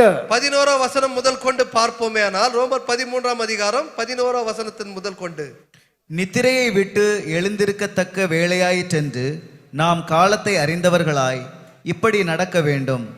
நாம் விசுவாசிகளான போது இரட்சிப்பு சமீபமாய் இருந்ததை பார்க்கிலும் இப்பொழுது அது நமக்கு அதிக சமீபமாய் இருக்கிறது. இரவு சென்று போயிற்று, பகல் சமீபமாயிற்று. ஆகையால் அந்தகாரத்தின் கிரியைகளை நாம் தள்ளிவிட்டு ஒளியின் ஆயுதங்களை தரித்து கொள்ள கடவோம். களியாட்டும் வெறியும் வேசித்தனமும் காம விகாரமும் வாக்குவாதமும் பொறாமையும் உள்ளவர்களாய் நடவாமல் பகலிலே நடக்கிறவர்கள் போல சீராய் நடக்க கடவோம். துர் இச்சைகளுக்கு இடமாக உடலை பேணாமல் இருந்து கர்த்தராகிய இயேசு கிறிஸ்துவை தரித்துக் கொள்ளுங்கள். What does it say in the 11th verse? 11ஆம் வசனம் என்ன சொல்லுகிறது? நித்திரையை விட்டு எழுந்திருக்கத்தக்க வேளையாயிற்று என்று. Bas. Hallelujah. Get out of our sleep. நித்திரையை விட்டு எழுந்திருக்க வேண்டிய வேளை நமக்கு வந்து விட்டது. I believe no one is having a nidra here. இங்கே உட்கார்ந்து கொண்டிருக்கிறவங்க யாருக்கும் அப்படிப்பட்ட ஒரு நித்திரை நிலை இல்லை என்று நினைக்கிறேன். Those who are feeling sleepy, can you shout aloud hallelujah? தூக்கம் வருகிறவர்கள் சத்தமாய் ஹalleluya சொல்லலாமா? Praise God. Those who are awake, shout aloud hallelujah. விழித்திருக்கிறவர்கள் சத்தமாய் ஹalleluya சொல்லுவீர்களா? ஹalleluya. Oh, hallelujah. Hallelujah. Everyone is awake. எல்லாரும் விழித்து தான் இருக்கிறீர்கள். Everyone is alert. நீங்கள் எல்லாரும் விழிப்பா I want to இருக்கிறீர்கள். give one more hallelujah. ஒரு இன்னொரு கூட ஹalleluya சொல்லுவோமா? Hallelujah. Yes. United Nations website, this is the website. The United Nations website நாங்கள் காட்டிக் கொண்டிருக்கிறோம். And United says in the 29th April 2025, 29ஆம் April 2025ஆம் ஆண்டிலே Secretary General of United Nations Anthony Guterres, Antony Guterres என்று சொல்லப்படுகிற அந்த செக்ரட்டரி ஜெனரலா இருக்கிற அவர், he says like this, அவர் இப்படியாய் சொல்லுகிறார், take an irreversible action towards implementing two states, that means Israel and Palestine as two nations. You have to take irreversible, that means all nations need to come and sign it and declare there are two nations. ரெண்டு அந்த பாலஸ்தீன் என்ற ஒரு தேசத்தையும் Israel என்ற ஒரு தேசம் ரெண்டாய் பிரித்து நீங்கள் அது ஒரு தீர்மானத்தை நீங்கள் எடுக்க வேண்டும் என்று அங்கே சொல்லப்பட்டிருக்கிறதை பார்க்கிறோம். Because of that, in September 2025, அது நிமித்தமே செப்டம்பர் 2025 ஆண்டிலே we saw that Australia declared Palestine as a nation. அதை பார்த்துதான் ஆஸ்திரேலியா கூட அந்த ஒரு பாலஸ்தீனை ஒரு தேசமாய் அங்கீகரித்ததை அறிவித்ததை பார்த்தோம். Number 2, United Kingdom, UK, Britain declared Palestine as a nation. இரண்டாவது யூகே யுனைடெட் கிங்டம் என்று சொல்லப்படுகிற அந்த தேசமும் பாலஸ்தீனை ஒரு தேசமாய் அங்கீகரித்திருக்கிறது. Number 3, France declared. மூன்றாவதாக பிரான்சும் அதை தேசமாய் அங்கீகரித்திருக்கிறது. Canada has declared. கனடா கூட பாலஸ்தீனை ஒரு தேசமாய் அங்கீகரித்திருக்கிறது. Therefore, this is the time, brothers and sisters, time is moving very fast. ஆகையால் இவைகள் எல்லாம் பார்க்கும்போது நாம் புரிந்து கொள்ள வேண்டியது காலம் மிகவும் சமீபமாய் இருக்கிறது. So number 1 of the puzzle, when the whole world puts attention on Israel, know that the time of your redemption is coming near. உலகமே இஸ்ரவேலுக்கு விரோதமாய் செல்லுகிற செயல்படுகிற காலம் வரும்பொழுது நீங்கள் உங்களுடைய ரட்சிப்பின் உங்களுடைய மீட்பின் நாள் சமீபமாய் இருக்கிறது என்று நீங்கள் அறிய வேண்டும். Number 2, when we see that puzzle here, இரண்டாவதாக அந்த பஸலை நாம் பார்க்கும் பொழுது I wanted to take this as the second thing, and that is the global deception. Global deception என்று சொல்லப்படுகிற அந்த ஒரு காரியத்தை குறித்து பேச விரும்புகிறோம். The whole world will come under the power of deception. அந்த வஞ்சனைக்குள்ளாக உலகமே அப்படியாய் வந்துவிடும் என்று சொல்லப்பட்டிருக்கிறது. What is this deception? என்ன எப்படிப்பட்ட வஞ்சனை இது? உலகளாவில் வஞ்சனை எப்படி உண்டாகும்? Put your attention here very clearly. கவனமாய் இந்த செய்தியை கேளுங்கள். We just have another half an hour and then we are going to worship the Lord for some time. அரை மணி நேரம் செய்தியை கேட்டு அதற்கு பிறகு சில நேரம் தேவனை நாம் ஆராதிக்க போகிறோம். Shall we read Thessalonians chapter 2, 2 Thessalonians chapter 2 verse 11 and 12. 2 தெசலோனியர் 2ஆம் அதிகாரம் 11 12 ரெண்டு வசனங்களை பார்ப்போம். ஆகையால் சத்தியத்தை விசுவாசியாமல் அநீதியில் பிரியப்படுகிற யாவரும் ஆக்கினைக்குள்ளாக்கப்படும்படிக்கு அவர்கள் பொய்யை விசுவாசிக்கத்தக்கதாக கொடிய வஞ்சகத்தை தேவன் அவர்களுக்கு அனுப்புவார். கொடிய வஞ்சனத்தை யார் ஆய்க்கும்? கொடிய வஞ்சகத்தை யார் அனுப்புவார் என்று வசனம் சொல்லி இருக்கிறது. God will say. தேவன் கொடிய வஞ்சகத்தை அனுப்புவார். Why? எதற்காக தேவன் கொடிய வஞ்சகத்தை அனுப்புவார்? Because they did not believe the truth. ஏனென்றால் அவர் உண்மையை நம்பாதபடியால். The world did not believe the truth. உலகமும் உண்மையை நம்பவில்லை. And they had pleasure in unrighteousness. பொல்லாத காரியங்களிலே அநீதி காரியங்களிலே அவங்களுக்கு சந்தோஷம் உண்டானது என்று பார்க்கிறோம். That's why ஆகையால் God will send a powerful delusion, deception. தேவன் வல்லமையான ஒரு வஞ்சனை அவங்களுக்கு அனுப்புவார் என்று வசனம் சொல்லுகிறது. I preach about this in the churches today because exactly this time that we are living, it is very dangerous. Many people will fall away. They will no more follow after Christ. நான் இந்த நாட்களிலே சபைகளிலே போகிற இடத்திலெல்லாம் இதை குறித்து அதிகமாய் பேசுகிறது எதற்கென்றால் அநேக தம்முடைய விசுவாசத்தை விட்டு அப்படியே விலகி போவார்கள். அப்படிப்பட்ட ஒரு நிலைமை உண்டாகும். Read one verse very quickly. ஒரு வசனத்தை வேகமாய் படிப்போம். 2 Thessalonians chapter 2 verse 3. 2 தெசலோனிக்கர் அதே 2 தெசலோனிக்கர் 2ஆம் அதிகாரம் 3ஆம் வசனம் படிப்போம். எவ்விதத்தினாலும் ஒருவனும் உங்களை மோசம் போக்காதபடிக்கு எச்சரிக்கையாயிருங்கள். ஏனெனில் விசுவாச துரோகம் முந்தி நேரிட்டு கேட்டின் மகனாகிய பாவ மனுஷன் வெளிப்பட்டால் ஒழிய அந்த நாள் வராது. That day will not come unless two things will take place. அந்த நாள் வராது என்று சொல்லப்பட்டிருக்கிறது. அந்த நாள் வரதுக்கு முன்பதாக ரெண்டு காரியங்கள் நடக்க வேண்டியது வசனத்தின்படி நாம் பார்க்கிறோம். What is that day according to Paul in 2 Thessalonians? 2 தெசலோனிக்கர் பால் எழுதும்போது அந்த நாள் என்று சொல்லப்பட்டிருக்கிற அந்த நாள் எது? Paul, according to Paul, in the first and the second verse you will see that day means the day of the second coming of Jesus Christ. கர்த்தருடைய இரண்டாம் வருகை குறித்து தான் அந்த முதல் ரெண்டு வசனங்கள் சொல்லப்பட்டிருக்கிறது.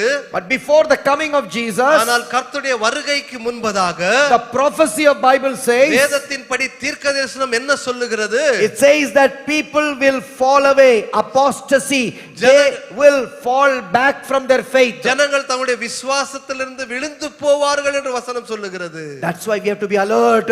ஆகையால் விழிப்பாய் விழிப்பாயிருக்க வேண்டும். Oh, we need to pray. நாம் Lord, ஜெபிக்க let me வேண்டும். not live my faith. என் விசுவாசத்திலிருந்து நான் அப்படியே விழுந்து போகாமல் என்னை காப்பாற்றுங்கள் என்று நாம் ஜெபிக்க வேண்டும். Revive. That's why we need to pray for revival in our lives. ஆகையால் நம்முடைய வாழ்க்கையிலே ஒரு எழுப்புதல் உண்டாகட்டும் என்று நாம் ஜெபிக்க கடமைப்பட்டிருக்கிறோம். What a tragedy it will be that you have been a child of God, you have been coming to church, but the prophecy of the Bible says many will leave Jesus. I have a great burden when I say never it should happen in any church. ஒரு சபையிலும் இப்படிப்பட்ட காரியம் அங்க சொல்லப்பட்டிருக்கிற காரியம் நடக்க கூடாது. வசனம் சொல்லுகிறது அநேகர் தங்களுடைய விசுவாசத்தை விட்டு பின் திரும்புவார்கள், பின் வாங்கிடுவார்கள் என்று. I have tears.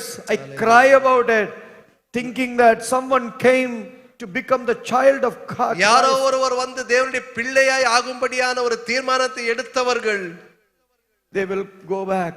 அப்படிப்பட்ட ஞானசானம் பெற்று ரட்சிப்பை பெற்றவர்கள் பின் திரும்பி போவார்கள் என்றால், And many young people, the deception will come like this. You will start questioning, is there a God called the God of Bible? அநேக வாலிபர்களுக்குள்ளாக இப்படிப்பட்ட ஒரு கேள்விகள் வரும். வேதத்தில் சொல்லப்பட்டிருக்கிற தேவன் என்ற ஒருவர் இருக்கிறாரா?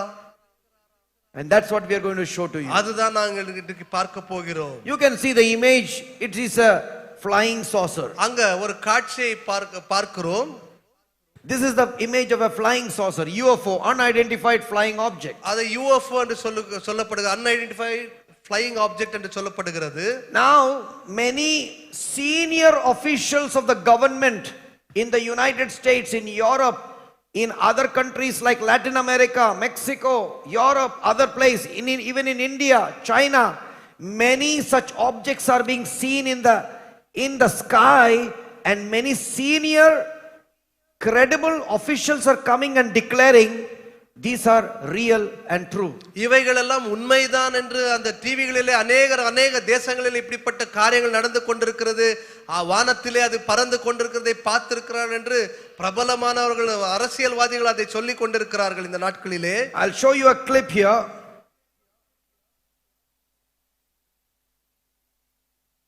Before that, let us go to Revelation chapter 12 and the 3rd verse. அந்த ஒரு கிளிப்பை வீடியோ பார்க்க முன்பதாக வெளிப்படுத்தல் 12ஆம் அதிகாரத்தின் 3ஆம் வசனத்துக்கு நாம் கவனத்தை செலுத்தலாம். The secret behind all these things that are appearing in heaven. வானத்திலே அப்படியாய் காணப்பட்டு கொண்டிருக்கிற இவை இந்த ஆப்ஜெக்ட்களுக்கு அந்த பின்னாடி இருக்கிற ஒரு ரகசியத்தை நாம் இங்க பார்க்கிறோம். Bible has already warned about this to the people of God. வேதம் ஏற்கனவே தேவனுடைய பிள்ளைகளுக்கு தம்முடைய பிள்ளைகள் இவைகளை குறித்து எச்சரிப்பை கொடுத்திருக்கிறது. This event has yet not taken place. இந்த காரியங்கள் இந்த சொல்லப்பட்டிருக்கிற நிகழ்வுகள் இதுவரைக்கும் நிறைவேறாமல் இருக்கிறது. What we are going to read in Revelation. நாம் இதை படிக்க போகிறோம் அல்லவா, அது இன்னும் நிறைவேறவில்லை. Shall we read it? படிக்கலாம். அப்பொழுது வேறொரு அடையாளம் வானத்திலே காணப்பட்டது. 7 தலைகளையும் 10 கொம்புகளையும் தன் தலைகளின் மேல் 7 முடிகளுமுடைய சிவப்பான பெரிய வலு சர்ப்பம் இருந்தது. There appeared a wonder, and that was a red dragon. வானத்திலே ஒரு அதிசயம் நடந்தது என்று பார்க்கிறோம். He had 7 heads, 7 தலைகள் அவனுக்கு இருந்தது, and 10 crowns, 10 கிரீடங்கள் அவனுக்கு இருந்தது, and கொம்புகள் 10 horns, 10 கொம்புகள் அவனுக்கு and இருந்தது, 7 crowns upon the head. 7 கிரீடங்கள் அவன் தலையின் மேல் இருந்தது. Who is the red dragon? அந்த சிவப்பான பெரிய வலு சர்ப்பம், சிவப்பு வல்லு சர்ப்பம் என்று சொல்லப்படுகிறது யார்? The verses below says he is Satan the deceiver.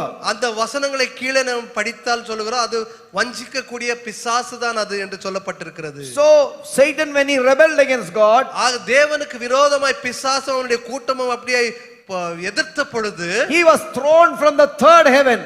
மூன்றாவது வானத்திலிருந்து அவன் கீழே தள்ளப்பட்டதை நாம் அறிகிறோம். How many heavens are there? எத்தனை வானங்கள் இருக்கிறது என்று பார்த்தால் The Bible shows there are 3 heavens. வேதத்தின் படி பார்க்கும்போது 3 வானங்கள் இருக்கிறது. What is the first heaven? முதல் வானம் என்னவென்று The பார்த்தால் immediate world and the atmosphere is the first heaven. நாம் நமக்கு மேலே பார்க்கிற ஆகாயம் அதுதான் முதல் வானமா இருக்கிறது. Even this world, there is heaven here. இந்த பூமியும் கூட வானம் என்று எண்ணப்படுகிறது. As long as the church is in the world, there is heaven in the world. சபை பூமியின் மேல் இருக்கிற வரைக்கும் பூமியின் மேல் அந்த வானம் இந்த வானம் அந்த வானம் இருக்கிறது தான். Hallelujah. Hallelujah. What does that mean? அப்படி என்றால் There is a presence of God here. தேவனுடைய பிரசன்னம் இந்த வானத்தில் இருக்கிறது. What is the second heaven? இரண்டாவது வானம் என்று சொல்லப்படுகிறது என்ன?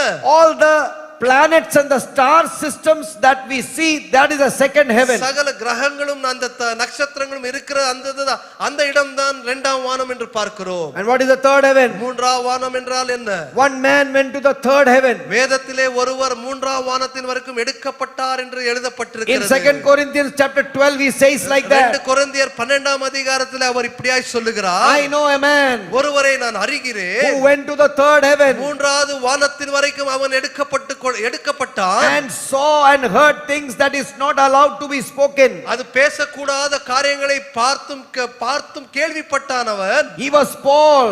அவன் யார் என்று பார்த்தால் பால் தான் அந்த மூன்றாம் வானத்துக்கு ஏறிப்பட்டவன். What is third heaven? மூன்றாம் வானம் என்ன? It is the throne of God. தேவனுடைய சிங்காசனமா இருக்கிறது. Hallelujah. Hallelujah. When Satan rebelled, சாத்தானும் அவனுடைய கூட்டமும் தேவனுக்கு விரோதமாய் எழும்பின பொழுது the Lord threw him from the third heaven. கர்த்தர் அந்த மூன்றாம் வானத்திலிருந்து அவனை தள்ளினார் என்று பார்க்கிறோம். But today where is Satan? இன்றைக்கு பிசாசு எங்க இருக்கிறான்? Where is Lucifer? லூசிபர் எங்கே இருக்கிறான்? Where is his army? அவனுடைய சேனை எங்க இருக்கிறது? He has a large army. அவனுக்கு ஒரு திரளான ஒரு சேனை இருக்கிறது. What is the count of the army of Satan? திரளான சாத்தானின் சேனையின் எண்ணிக்கை என்ன தெரியுமா? How many is the count of Satan's army? எத்தனை எண்ணிக்கைன்னா அவனுடைய சேனையின் எண்ணிக்கை? Does anyone know? யாருக்காகிலும் தெரியுமா? The word of God says, I saw 1/3 of the stars falling down. தேவனுடைய வசனம் சொல்லுகிறது மூன்றிலே ஒரு பங்கு நட்சத்திரங்கள் கீழே விழுகிறதை பார்த்தேன். Can you even imagine how many can be there? அப்போது நீங்களே கற்பனை கொள்ளுங்கள் எத்தனை சேனைகள் இருக்கும். For one person Satan deploys 1,000 demons. ஒரு தனிப்பட்ட நபருக்கு 1000 பிசாசுகளை அவன் அப்படியே AV விடுவானாம். So he has a large army. அவனுக்கு பெரிய ஒரு சேனையின் கூட்டம் இருக்கிறது. Where are they? அவங்க எல்லாம் எங்க இருக்கிறார்கள்? The Bible says வேதம் சொல்லுகிறது they are in the heavenly place. வான மண்டலங்களிலே அவர்கள் இருக்கிறார்கள். What is this heavenly place? வான மண்டலங்கள் என்றால் என்ன? This is the second heaven that we see. இரண்டாம் வானம் என்று சொல்லும் அல்லவா அங்கே. Let us read Ephesians chapter 6. எபேசியர் 6ஆம் அதிகாரம் verse 11 12. 11 12ஆம் வசனத்தை படிப்போமே ஆனால். Very quickly read it. எபேசியர் 6ஆம் அதிகாரம் 11 12 2 வசனங்கள்.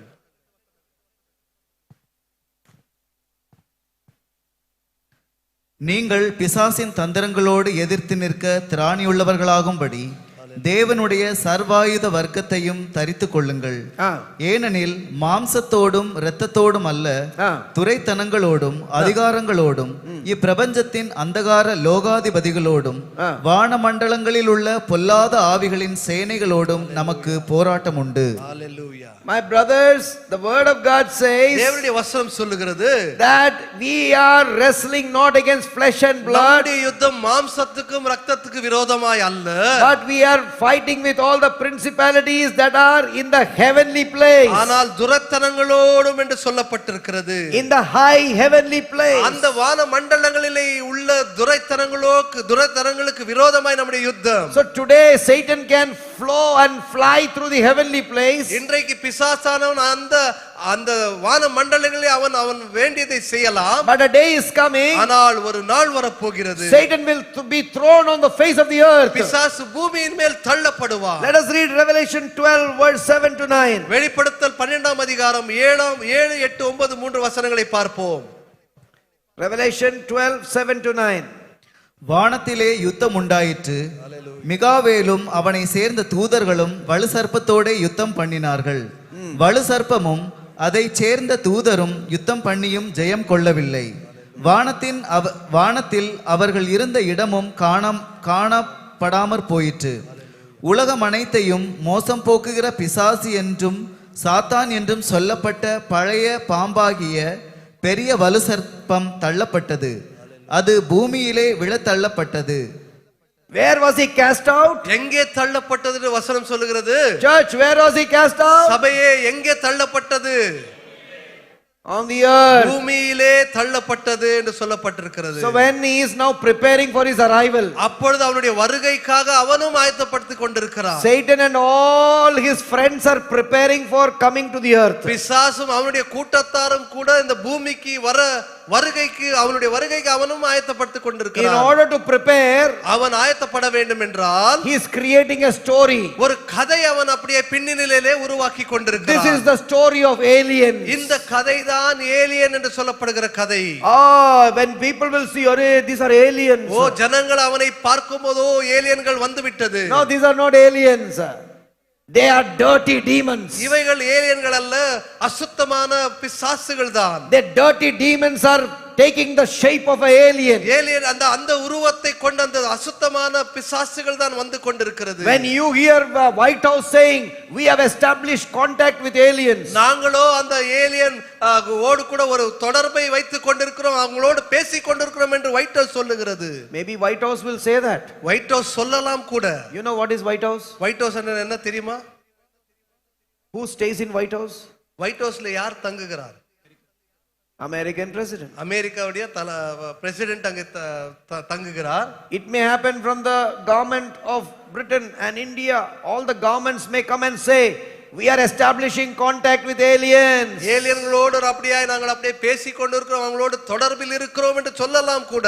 When you hear such kind of news, இவைகளெல்லாம் இப்படிப்பட்ட செய்திகளை நீங்கள் கேட்கும் பொழுது, lot of young people are here. வாலிபர்கள் अनेகர் இங்கே காணப்படுகிறீர்கள். All youngsters here. अनेக வாலிபர்கள் இங்கே When இருக்கிறீர்கள். you hear such kind of a news, இப்படிப்பட்ட செய்திகளை நீங்கள் கேட்கும் பொழுது, don't think that some alien has come from another planet. ஓ இன்னொரு கிரகத்திலிருந்து ஏதோ ஒரு ஏலியன் வந்து விட்டது என்று Arey, யோசிக்காதீர்கள். this has been prophesied in the Bible many years ago. அநேக ஆண்டுகளுக்கு முன்பதாகவே தீர்க்க தரிசனமாய் வேதத்திலே இது எழுதப்பட்டிருக்கிறது. Understand, the end is near.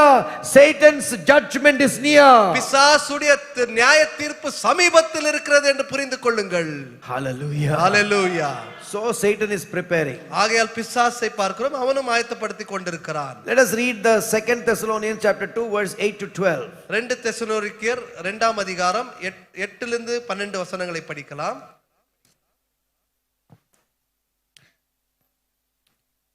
நீக்கப்படும்போது அந்த அக்கிரமக்காரன் வெளிப்படுவான். அவனை கர்த்தர் தம்முடைய வாயின் சுவாசத்தினாலே அழித்து தம்முடைய வருகையின் பிரசன்னத்தினாலே நாசம் பண்ணுவார். அந்த அக்கிரமக்காரனுடைய வருகை சாத்தானுடைய செயலின்படி சகல வல்லமையோடும் அடையாளங்களோடும் பொய்யான அற்புதங்களோடும் கெட்டுப்போகிறவர்களுக்குள்ளே அநீதியினால் உண்டாகும் சகலவித வஞ்சகத்தோடும் இருக்கும்.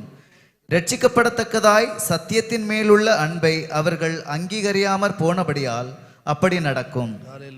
Because they did not believe the truth. உண்மையை அவர்கள் நம்பாதபடியால் அது நடக்கும் என்று வசனம் சொல்லுகிறது. God will allow this deception to happen. தேவனே இப்படிப்பட்ட ஒரு வஞ்சனையை அனுமதிப்பார்.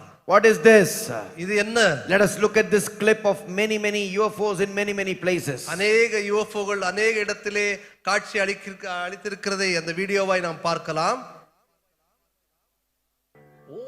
நிக்ஸாவல் ஷார்ட் பிளைன் அந்த பத்தி நேரடி ஒளிபரப்பு பண்றாரு. இங்க இந்த பகுதியில பாருங்க, அத பாக்குறீங்களா? வானத்துல இருந்து ஏதோ வருகிறது, அது என்னன்னு சரியா தெரியல. லாரி ஜூம் செய்து நாம பேசுறத காட்டுங்க, உங்களுக்காக சில முறை ஓடட்டும். அதோ அதுதான், அது என்னன்னு தெரிகிறதா?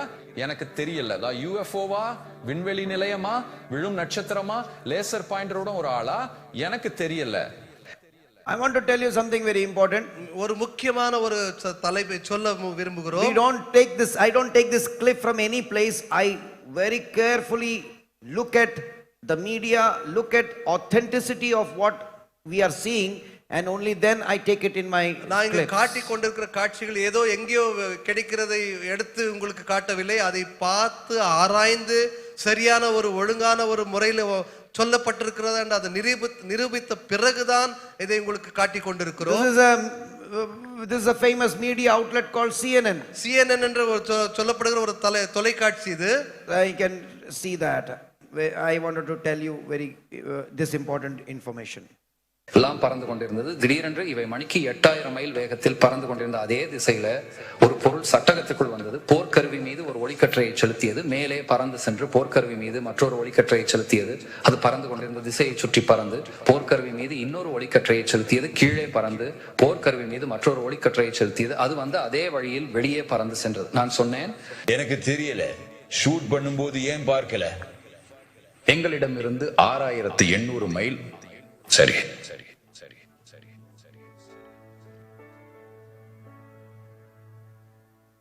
This is Chile in America in 2009.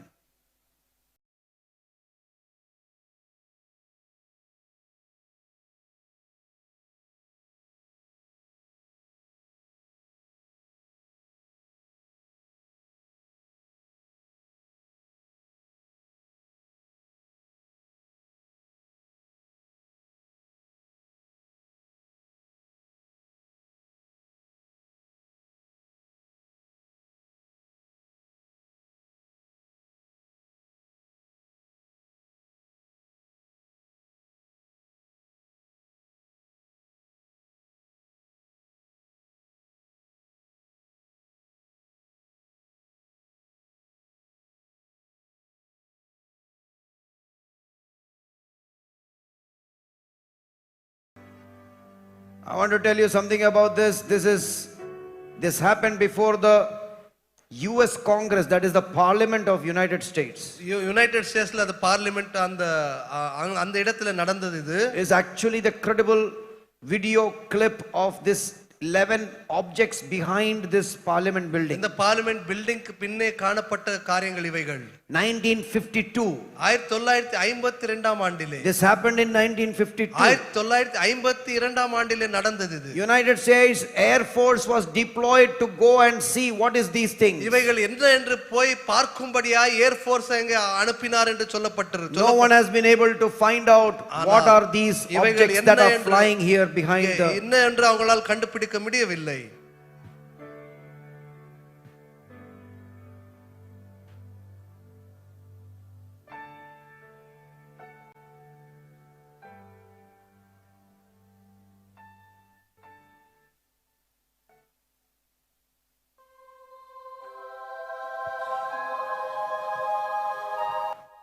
Jimmy Carter says like Nick this. Sowell saw it plain.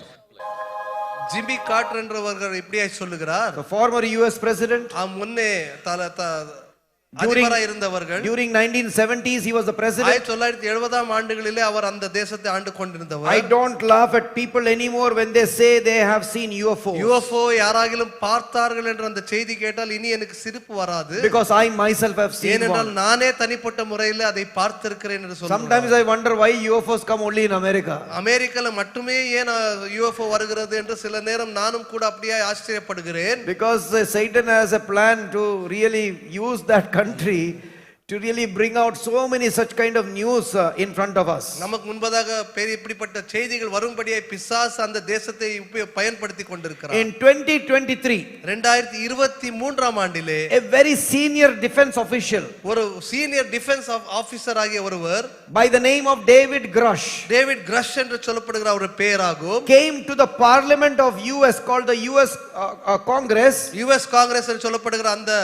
நாடாளுமன்றத்துக்கு வந்தார். to give a testimony, ஒரு சாட்சியை கொடுக்க வந்தார். அவருடைய that அறிவிப்பு he has done a survey and research by the approval of the Department of Defense. அந்த defence அந்த அதனுடைய அப்ரூவலோடு கூட ஒரு சர்வே செய்திருக்கிறார். That he has gone to interview many senior officials who have seen the UFOs. UFO பார்த்த அநேகரை அவர் அப்படி சந்தித்து இன்டர்வியூ செய்திருக்கிறார். That these are now called unidentified anomalous phenomenon called UAP.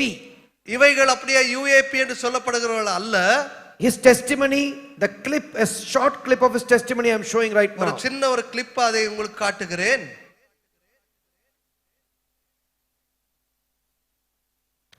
So this is it. This came in India today. India டுடேல கூட இது வந்தது 2023ஆம் ஆண்டிலே. 2023 July 27 2023 it is written over there. July 27ஆம் தேதி அது 2023ஆம் ஆண்டிலே வந்தது. Can you read that in Tamil what is written over here? அமெரிக்காவின் முன்னாள் உளவுத்துறை அதிகாரி டேவிட் கிரஷ் அமெரிக்க அரசாங்கத்திடம் அடையாளம் தெரியாத பறக்கும் பொருட்கள் UFOக்கள் என்று சொல்லப்படுகிறது மற்றும் மனிதர் அல்லாத உடல்கள் உள்ளன என்று புதன்கிழமை தெரிவித்தார். வாஷிங்டனில் உள்ள பிரதிநிதிகள் சபையின் மேற்பார்வை குழுவின் முன் சத்தியப்பிரமாணம் செய்து கொண்டு கிரஷ் இந்த அறிக்கையை வெளியிட்டார். அமெரிக்க அரசாங்கம் வேற்றுக்கிரக விண்கலங்களை மறைத்து வைத்திருப்பதாக கிரஷ் ஜூன் மாதம் கூறியதை தொடர்ந்து இந்த விசாரணைக்கு ஏற்பாடு செய்யப்பட்டது. Times of India. Times of இந்தியால கூட இது அந்த அந்த ஒரு செய்தி News has வந்திருந்தது. அமெரிக்க அரசாங்கத்திடம் பறக்கும் தட்டுகள் மற்றும் மனிதரல்லாத உடல்கள் உள்ளன என்று அதிகாரி டேவிட் கிரஷ் முதன்முறையாக சத்திய பிரமாணத்தின் கீழ் அறிவித்தார். Mystery behind Area 51, that is what it is coming in Times of India. Area 51 சொல்லப்படுகிற ஒரு இடத்துக்கு ஒரு ஒரு ரகசியம் ஒரு மர்மம் இருக்கிறது. அதை குறித்து தான் இங்க பேசிக் கொண்டிருக்கிறார்கள். மாண்புமிகு தலைவர், உறுப்பினர்களே, காங்கிரஸ் உறுப்பினர்களே, நன்றி. இங்கு வந்ததில் மகிழ்ச்சி. இது முக்கியமான பிரச்சனை. உங்கள் நேரத்திற்கு நன்றி. என் பெயர் டேவிட் சால்மர்ஸ் கிரஷ். நான் 16 சாடர்ஸ் உளவுத்துறை அதிகாரியாக இருந்தேன். அமெரிக்க விமானப்படையில் செயலில் உள்ள சேவை, ஏர் நேஷனல் கார்டு மற்றும் ரிசர்வ் இரண்டிலும் மேஜர் பதவியில். சமீபத்தில் டவுத்தீஜ் 21 முதல் டவுத்தீஜ் 25 வரை, அல்லது மன்னிக்கவும் டவுத்தீஜ் 23 வரை தேசிய நிலப்பரப்பு உளவுத்துறை ஏஜென்சி என்ஜிஏவில் GS5 சிவில் மட்டத்தில் இது ஃபுல் ஃபிளைட் கர்னலுக்கு இணையான ராணுவ பதவி.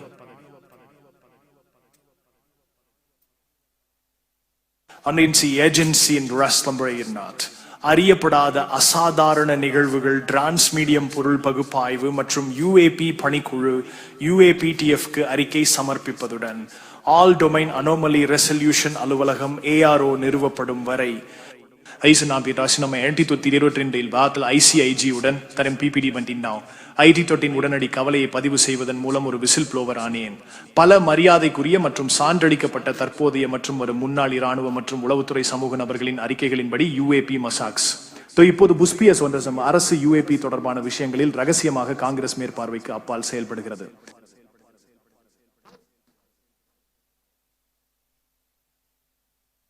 எனது சாட்சியம் நாட்டிற்கு நீண்ட கால விசுவாசம் மற்றும் சேவை பதிவு கொண்ட நபர்களால் எனக்கு வழங்கப்பட்ட தகவல்களின் அடிப்படையில் அமைந்துள்ளது. அவர்களில் பலர் புகைப்படம், அதிகாரப்பூர்வ ஆவணங்கள் மற்றும் வகைப்படுத்தப்பட்ட வாய்மொழி சாட்சியம் வடிவில் எனக்கும் எனது பல்வேறு சகாக்களுக்கும் உறுதியான ஆதாரங்களை பகிர்ந்துள்ளனர். நான் இந்த ஆதாரத்தை சரிபார்க்க 4 ஆண்டுகளாக ஒவ்வொரு நடவடிக்கையும் எடுத்தேன்.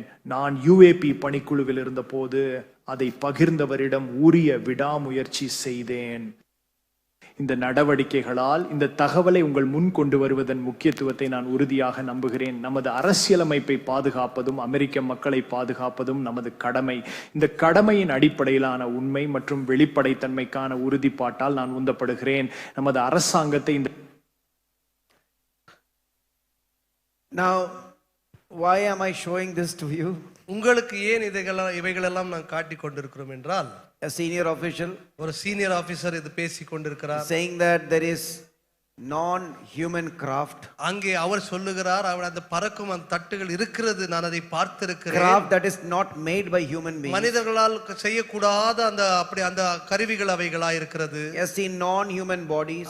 மனிதர்கள் அல்லாத சில சரீரங்களை அதுக்குள்ள பார்த்திருக்கிறேன் என்று சொல்லுகிறார். When a senior official says like this, ஒரு சீனியர் ஆபீசர் இப்படி சொல்லும் பொழுது, you will say, how can he say lie? அவங்க எப்படி போய் சொல்லலாம்? Here they are saying on oath, they put their hand on whatever they believe and they put their hand and they say, we are telling on oath, and if they tell anything wrong, even death penalty can happen. அவங்க அப்படியே பிரமாணமிட்டு அங்க சொல்ல வேண்டும். ஒருவேளை பிரமாணமிட்டு பொய்யா அது நிரூபிக்கப்பட்டால் அவங்களுக்கு மரண தண்டனை கூட கிடைக்க வாய்ப்புகள் இருக்கு. Let me tell you, why is this happening? ஏன் இவைகளெல்லாம் நடந்து கொண்டிருக்கிறது? And I have multiple clips about this, that these entities are coming in a way that they can change their shape and size. இவைகளெல்லாம் வந்து அப்படியே காட்சி அளித்துக் கொண்டிருக்கிறது. தங்கள் உருவத்தை கூட எப்பொழுது வேணாலும் மாற்றிக்கொள்ளக்கூடிய ஒரு வல்லமை இருக்கிறது இவைகளுக்கு. Remember, Bible says God will deceive, God will send this delusion upon people. ஒரு வசனத்தை நீங்கள் எப்பொழுதும் கவனத்தில் வைத்துக் கொள்ள வேண்டும். தேவனே வஞ்சனை அனுப்புவார். The world will believe the lie. உலகம் அந்த வஞ்சனையை நம்பும். So the world will use, Satan will use senior officials, Satan will use senior people of the world to tell this, that people will start believing. பிசாசானவன் அப்படிப்பட்ட பிரபலமானவர்களை அவங்களை பயன்படுத்தி அவங்க வாயால் அதை சொல்ல வைப்பான். அதை ஜனங்கள் நம்பி விடுவார்கள். That's why this senior official is speaking like this. ஆகையால் தான் இந்த சீனியர் ஆபீசர் இப்படியாய் பேசுகிறார். I'll just go forward because time goes by.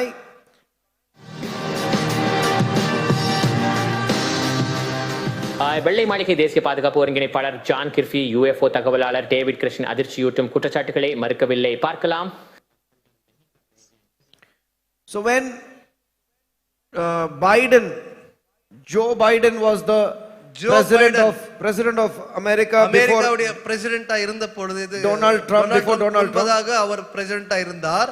His spokesperson in the White House, அவருடைய ஸ்போக்ஸ்பர்சன் ஒயிட் ஹவுஸ்ல ஒருவர் இருப்பார். his name is John Kirby. John Karbi என்று சொல்லப்படுகிற அவருடைய பெயர். When this David Grush, whom we saw in the previous clip, பின்னே நாம் பார்த்தோம் இல்லையா அந்த டேவிட் கிரஷ் என்ற ஒருவர், when he came out with this testimony in the House Congress, இந்த ஒரு அவருடைய சாட்சி அவருடைய அறிவிப்பை கொண்டு வந்த பொழுது it became very famous all over the world. உலகமெங்கும் அது பேசப்படுகிற ஒரு காரியமாய் மாறிவிட்டது. So White House spokesperson comes in front of White House to give a statement on this.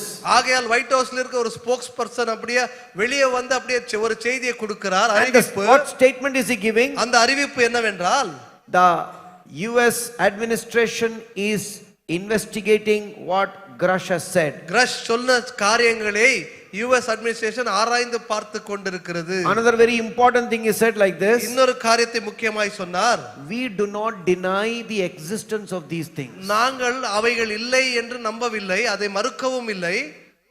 Think about it. They are saying we do not deny its existence. அவைகள் இருக்கிறது என்று நாங்கள் மறக்குவதும் இல்லை. They may be there. ஒருவேளை அவைகள் இருக்கலாம் கூட. From the White House someone saying it's a very significant thing. White House இலிருந்து ஒருவர் சொல்லுகிறார், மிகவும் முக்கியமான ஒரு தலைப்பாய் சொல்லுகிறார். Remember I said to you, in some days, some years, very soon the governments are going to say these things are there. அதி சீக்கிரத்தில் நம்முடைய அரசியல்வாதிகளோ அந்த அரசாங்கமும் அதை சொல்லும், இவைகள் இருக்கிறது, அது உண்மைதான் என்று சொல்லலாம் கூட. Praise God, Jesus, hallelujah. அமெரிக்க விமானப்படையின் UAP குழுவில் இருந்த டேவிட் கிரஷ் 4 ஆண்டுகளாக 40 சாட்சிகளை நேர்காணல் செய்து UAP விபத்து, மீட்பு, ரிவர்ஸ் இன்ஜினியரிங் திட்டங்கள் பற்றி தகவல் பெற்றதாக கூறுகிறார். அப்படி ஒரு திட்டம் உண்மையில் உள்ளதா? அமெரிக்க மக்களுக்கு இது தெரிய வேண்டும் என நினைக்கிறீர்களா? இதுக்கு ஆதரவாகவோ எதிராகவோ இன்றைக்கு எங்களிடம் சொல்ல ஒன்றுமில்லை.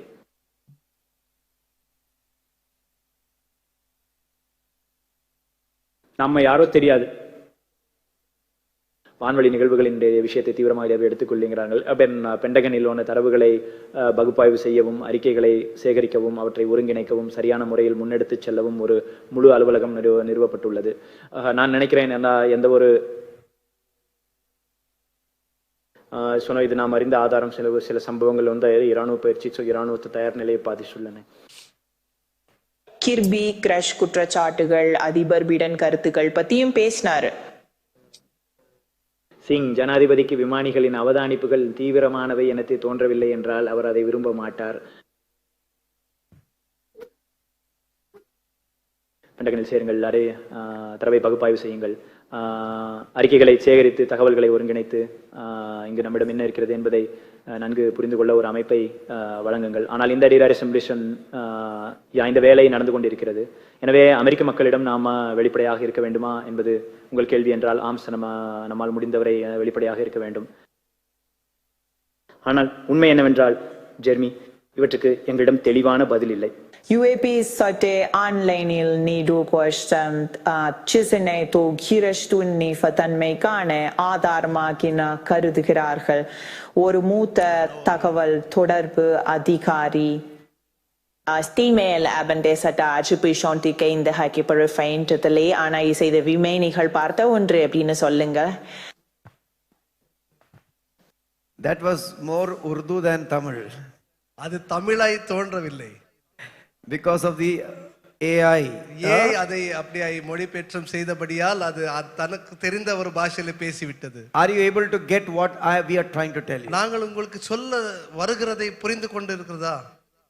The world governments are preparing the world for a deception. உலகமும் அரசாங்கமும் அப்படியே உலகத்தின் அழிவுக்காக ஒரு வஞ்சனைக்காக தங்களை தாங்களே ஆயத்தப்படுத்தி கொண்டிருக்கிறார்கள். Another senior guy called Luis Elizondo என்று சொல்லப்படுகிற ஒருவர், he was the former head of the Department of Defense's Advanced Aerospace Threat Identification Program. You can read that.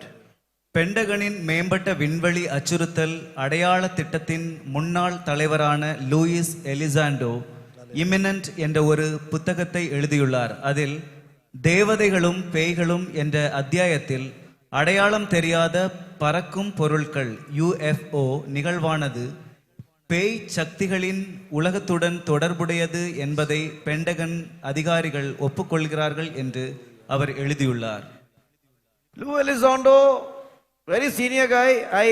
One small clip I'm going to show. He says senior Pentagon officials are saying these are not UFOs. These are demonic entities who are coming in the shape of UFO. UFOகள் அல்ல இவைகள் பிசாசின் அப்படியே சேனை இவைகள் அந்த உருவத்தை எடுத்து வந்து கொண்டிருக்கிறது என்று சொல்லதை பார்க்கிறோம். Again significant because Pentagon officials will not be simple people, and these people many know that there is something behind these UFOs. Pentagon அபிஷியல்கள் அங்கே வேலை செய்யறவங்க ஏதோ ஒரு காரியத்தை செய்தியை சொல்ல முடியாது.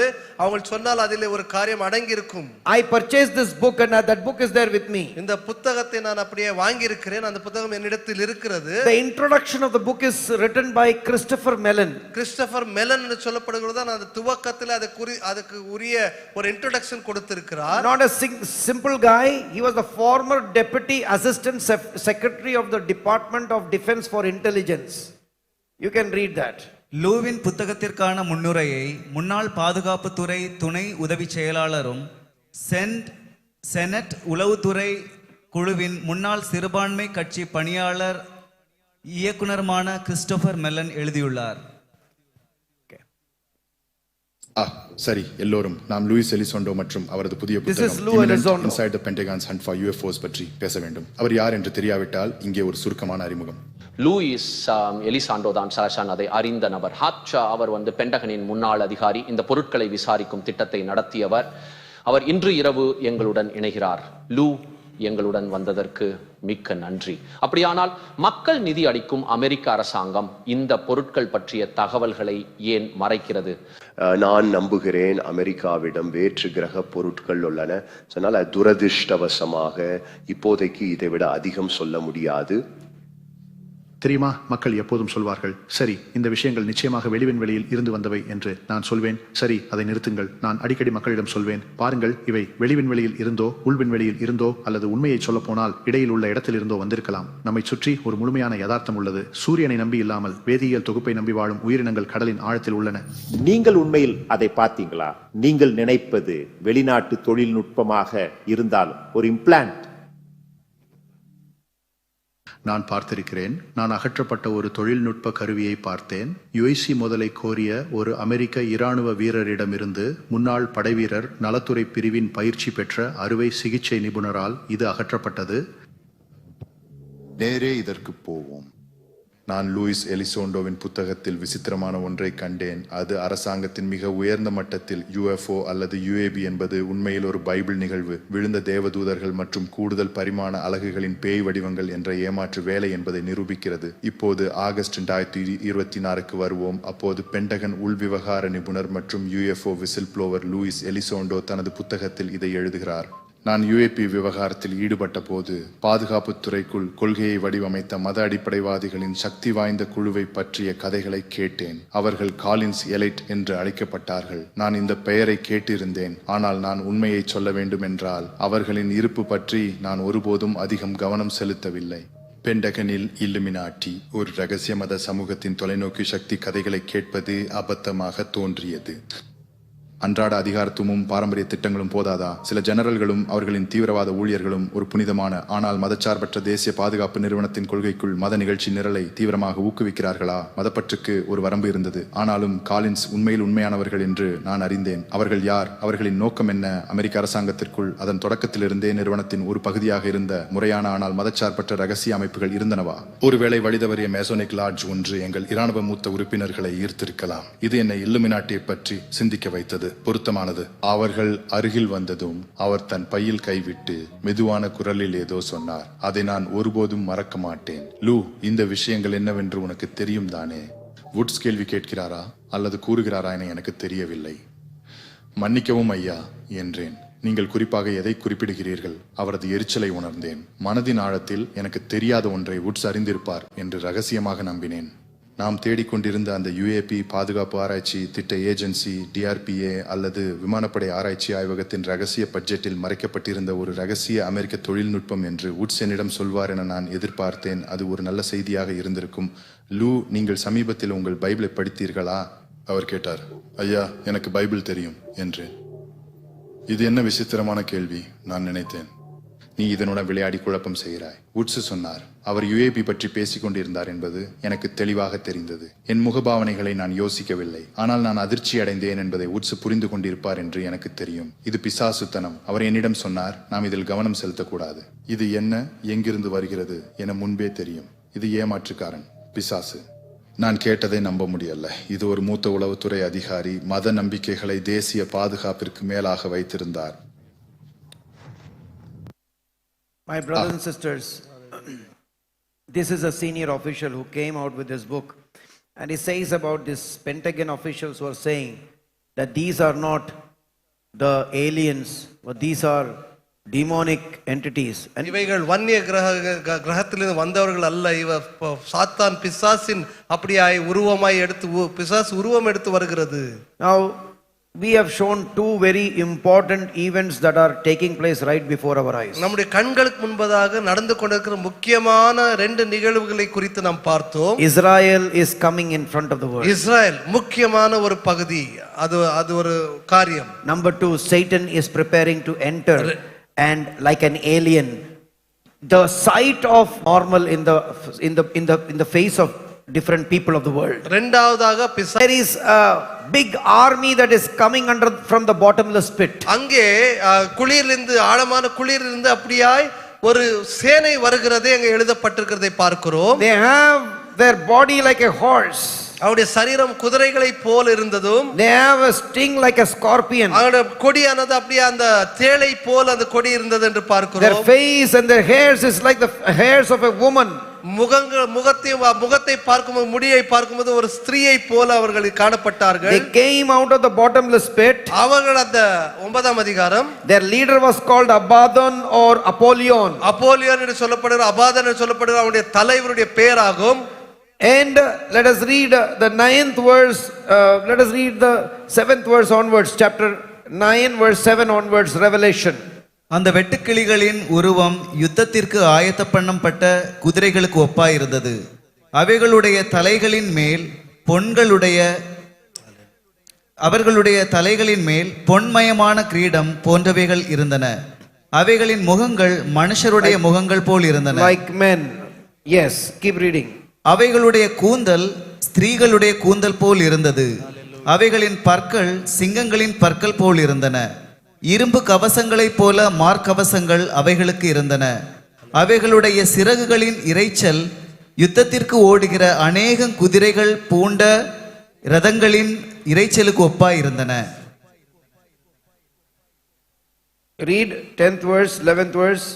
அவைகள் தேள்களின் வாள்களுக்கு ஒப்பான வாள்களையும் அந்த வாள்களில் கொடுக்குகளையும் உடையவைகளாய் இருந்தன. அவைகள் 5 மாதம் அளவும் மனுஷரை சேதப்படுத்துவதற்கு அதிகாரம் உடையவைகளாய் இருந்தன. அவைகளுக்கு ஒரு ராஜன் உண்டு. அவன் பாதாளத்தின் தூதன். எபிரேயு பாஷையிலே அபத்தோன் என்றும் கிரேக்கு பாஷையிலே அப்போலியோன் என்றும் அவனுக்கு பெயர். They will come and they will hurt those who have not surrendered themselves, those who are not the children of God. They will hurt them with the stings of the scorpion and by torment for 5 months. 5 மாத காலங்கள் அவைகள் வந்து அப்படியே பாதிப்பார்கள் என்று பார்க்கிறோம். 5th and the 6th verse, read it loudly. 5ஆம் 6ஆம் வசனத்தை படிப்போம். மேலும் அவர்களை கொலை செய்யும்படிக்கு அவைகளுக்கு உத்தரவு கொடுக்கப்படாமல் 5 மாதம் அளவும் அவர்களை வேதனைப்படுத்தும்படிக்கு உத்தரவு கொடுக்கப்பட்டது. அவைகள் செய்யும் வேதனை தேளானது மனுஷரை கொட்டும்போது உண்டாகும் வேதனை போல் இருக்கும். அந்நாட்களில் மனுஷர்கள் சாவை தேடியும் அதை காணாதிருப்பார்கள். சாக வேண்டும் என்று ஆசைப்படுவார்கள். சாவோ அவர்களுக்கு விலகி ஓடிப்போம். My brothers and sisters, this is the picture of the demons coming, but the world will think they are aliens. பிசாசானது தான் இது வருகிறதுக்கான ஒரு காட்சியான, உலகம் அதை ஏலியன் என்று நினைப்பார்கள். Very soon we are going to see such kind of a அதி thing. சீக்கிரத்தில் இவை இப்படிப்பட்ட காரியங்களை நாம் அதிகமாய் பார்க்க போகிறோம். Church, we have to be prepared. ஆகையால் சபையை நாம் ஆயத்தப்பட வேண்டியது அவசியம். I told you in the morning time. காலையிலும் உங்களுக்கு சொன்னபடியே It is good if the Lord comes before the tribulation starts. கர்த்தர் அந்த உபத்திரம் தொடங்குறதுக்கு முன்பதாகவே வந்து சபை எடுத்துக்கொண்டால் அது நல்லதுதான். But according to the word of God, we see many places where it seems that the church will or may have to go through tribulation. ஆனால் தேவ வசனத்தின் அடிப்படையில் பார்க்கும்போது சபையானது உபத்திரத்துக்கு கூடாய்தான் கடந்து போகும் என்று தெளிவாய் எழுதியிருக்கிறதை பார்க்க When we முடியும். see that, my dear brothers and sisters, we need to know and understand these times are standing. We need to be strong. We need to keep everyone prepared so that no one is deceived by the deception of Satan. பிசாசின் வஞ்சனையிலே யாரும் சிக்கி கொள்ளாதபடிக்கு நாம் மற்றவர்கள் கூட எச்சரிக்க வேண்டிய ஒரு அவசரத்திலே நாம் காணப்படுகிறோம். Hallelujah. Hallelujah. How many of us are saying that, yes Lord, I want to be prepared with the spirit of the Holy Spirit upon my life? எத்தனை பேர் பரிசுத்த ஆவியானவர் என் வாழ்க்கையில் மேல் நான் பெற்றுக்கொண்டு நான் ஆயத்தப்பட நான் ஆயத்தமா இருக்கிறேன்? எத்தனை பேர் அதை சொல்லுகிறீர்கள்? Let us surrender ourselves before the Lord. நம்மை நாமே தேவ சமூகத்துக்கு முன்பதாக நாம் அர்ப்பணிக்கலாமா? As we saw these two important events that are about to take place in front of us. நம்முடைய கண்களுக்கு முன்பதாக இந்த ரெண்டு காட்சிகள் நிறைவேற போகிறது.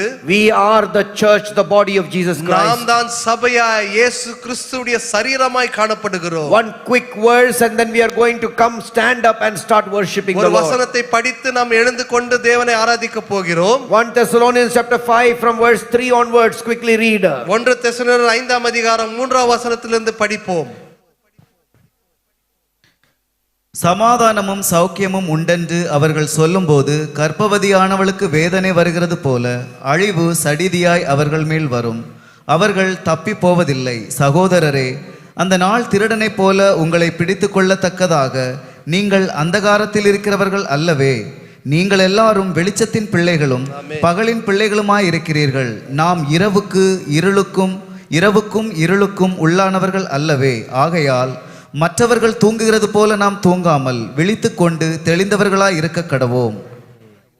We are the children of light. நாம் ஒளியின் பிள்ளைகளாய் இருக்கிறோம் என்று வசனம் சொல்லுகிறது. Hallelujah. Hallelujah. We are the children of light. நாம் ஒளியின் பிள்ளைகள். This night time will you say that as a child of light, Lord, prepare me? இந்த இரவேளிலே நான் ஒளியின் பிள்ளையாய் இருக்கிறபடியால் என்னை நீர் ஆயத்தப்படுத்துவீரா என்று கேட்போம். Let not deception take hold of me or my family. வஞ்சனை என்னையும் என் குடும்பத்தை தாக்க கூடாது என்று கேட்போமா? Lord, revive me in the name of Jesus. இயேசு கிறிஸ்துவின் நாமத்திலே எனக்குள் ஒரு எழுப்புதல் உண்டாகட்டும். Let there be a spirit of revival on my life. என் வாழ்க்கையிலே எழுப்புதலின் ஆவியை எனக்கு கொடுப்பீராக என்று கேட்போமா? Can we all stand up in our places? நாம் இருக்கிற இடங்களிலே எழுந்து நின்று கொள்ளலாமா? Let us say that, Lord, here am I surrender my life at the feet of Jesus. கர்த்தாவே, இதோ உம்முடைய இயேசு கிறிஸ்துவின் பாதத்திலே என் வாழ்க்கையை நான் அர்ப்பணிக்கிறேன். How many of us want to say, I surrender my life at your feet, Lord? எத்தனை பேர் கரங்களை உயர்த்தி தேவனே இதோ என்னை நான் உம்முடைய சமூகத்தில் அர்ப்பணிக்கிறேன் என்று சொல்லுகிறீர்கள்? I give my body, soul and spirit in your hands. என்னுடைய ஆவி, ஆத்துமா, சரீரத்தை உம்முடைய கரங்களிலே நான் கொடுக்கிறேன். Hallelujah. Hallelujah. Hallelujah. Hallelujah.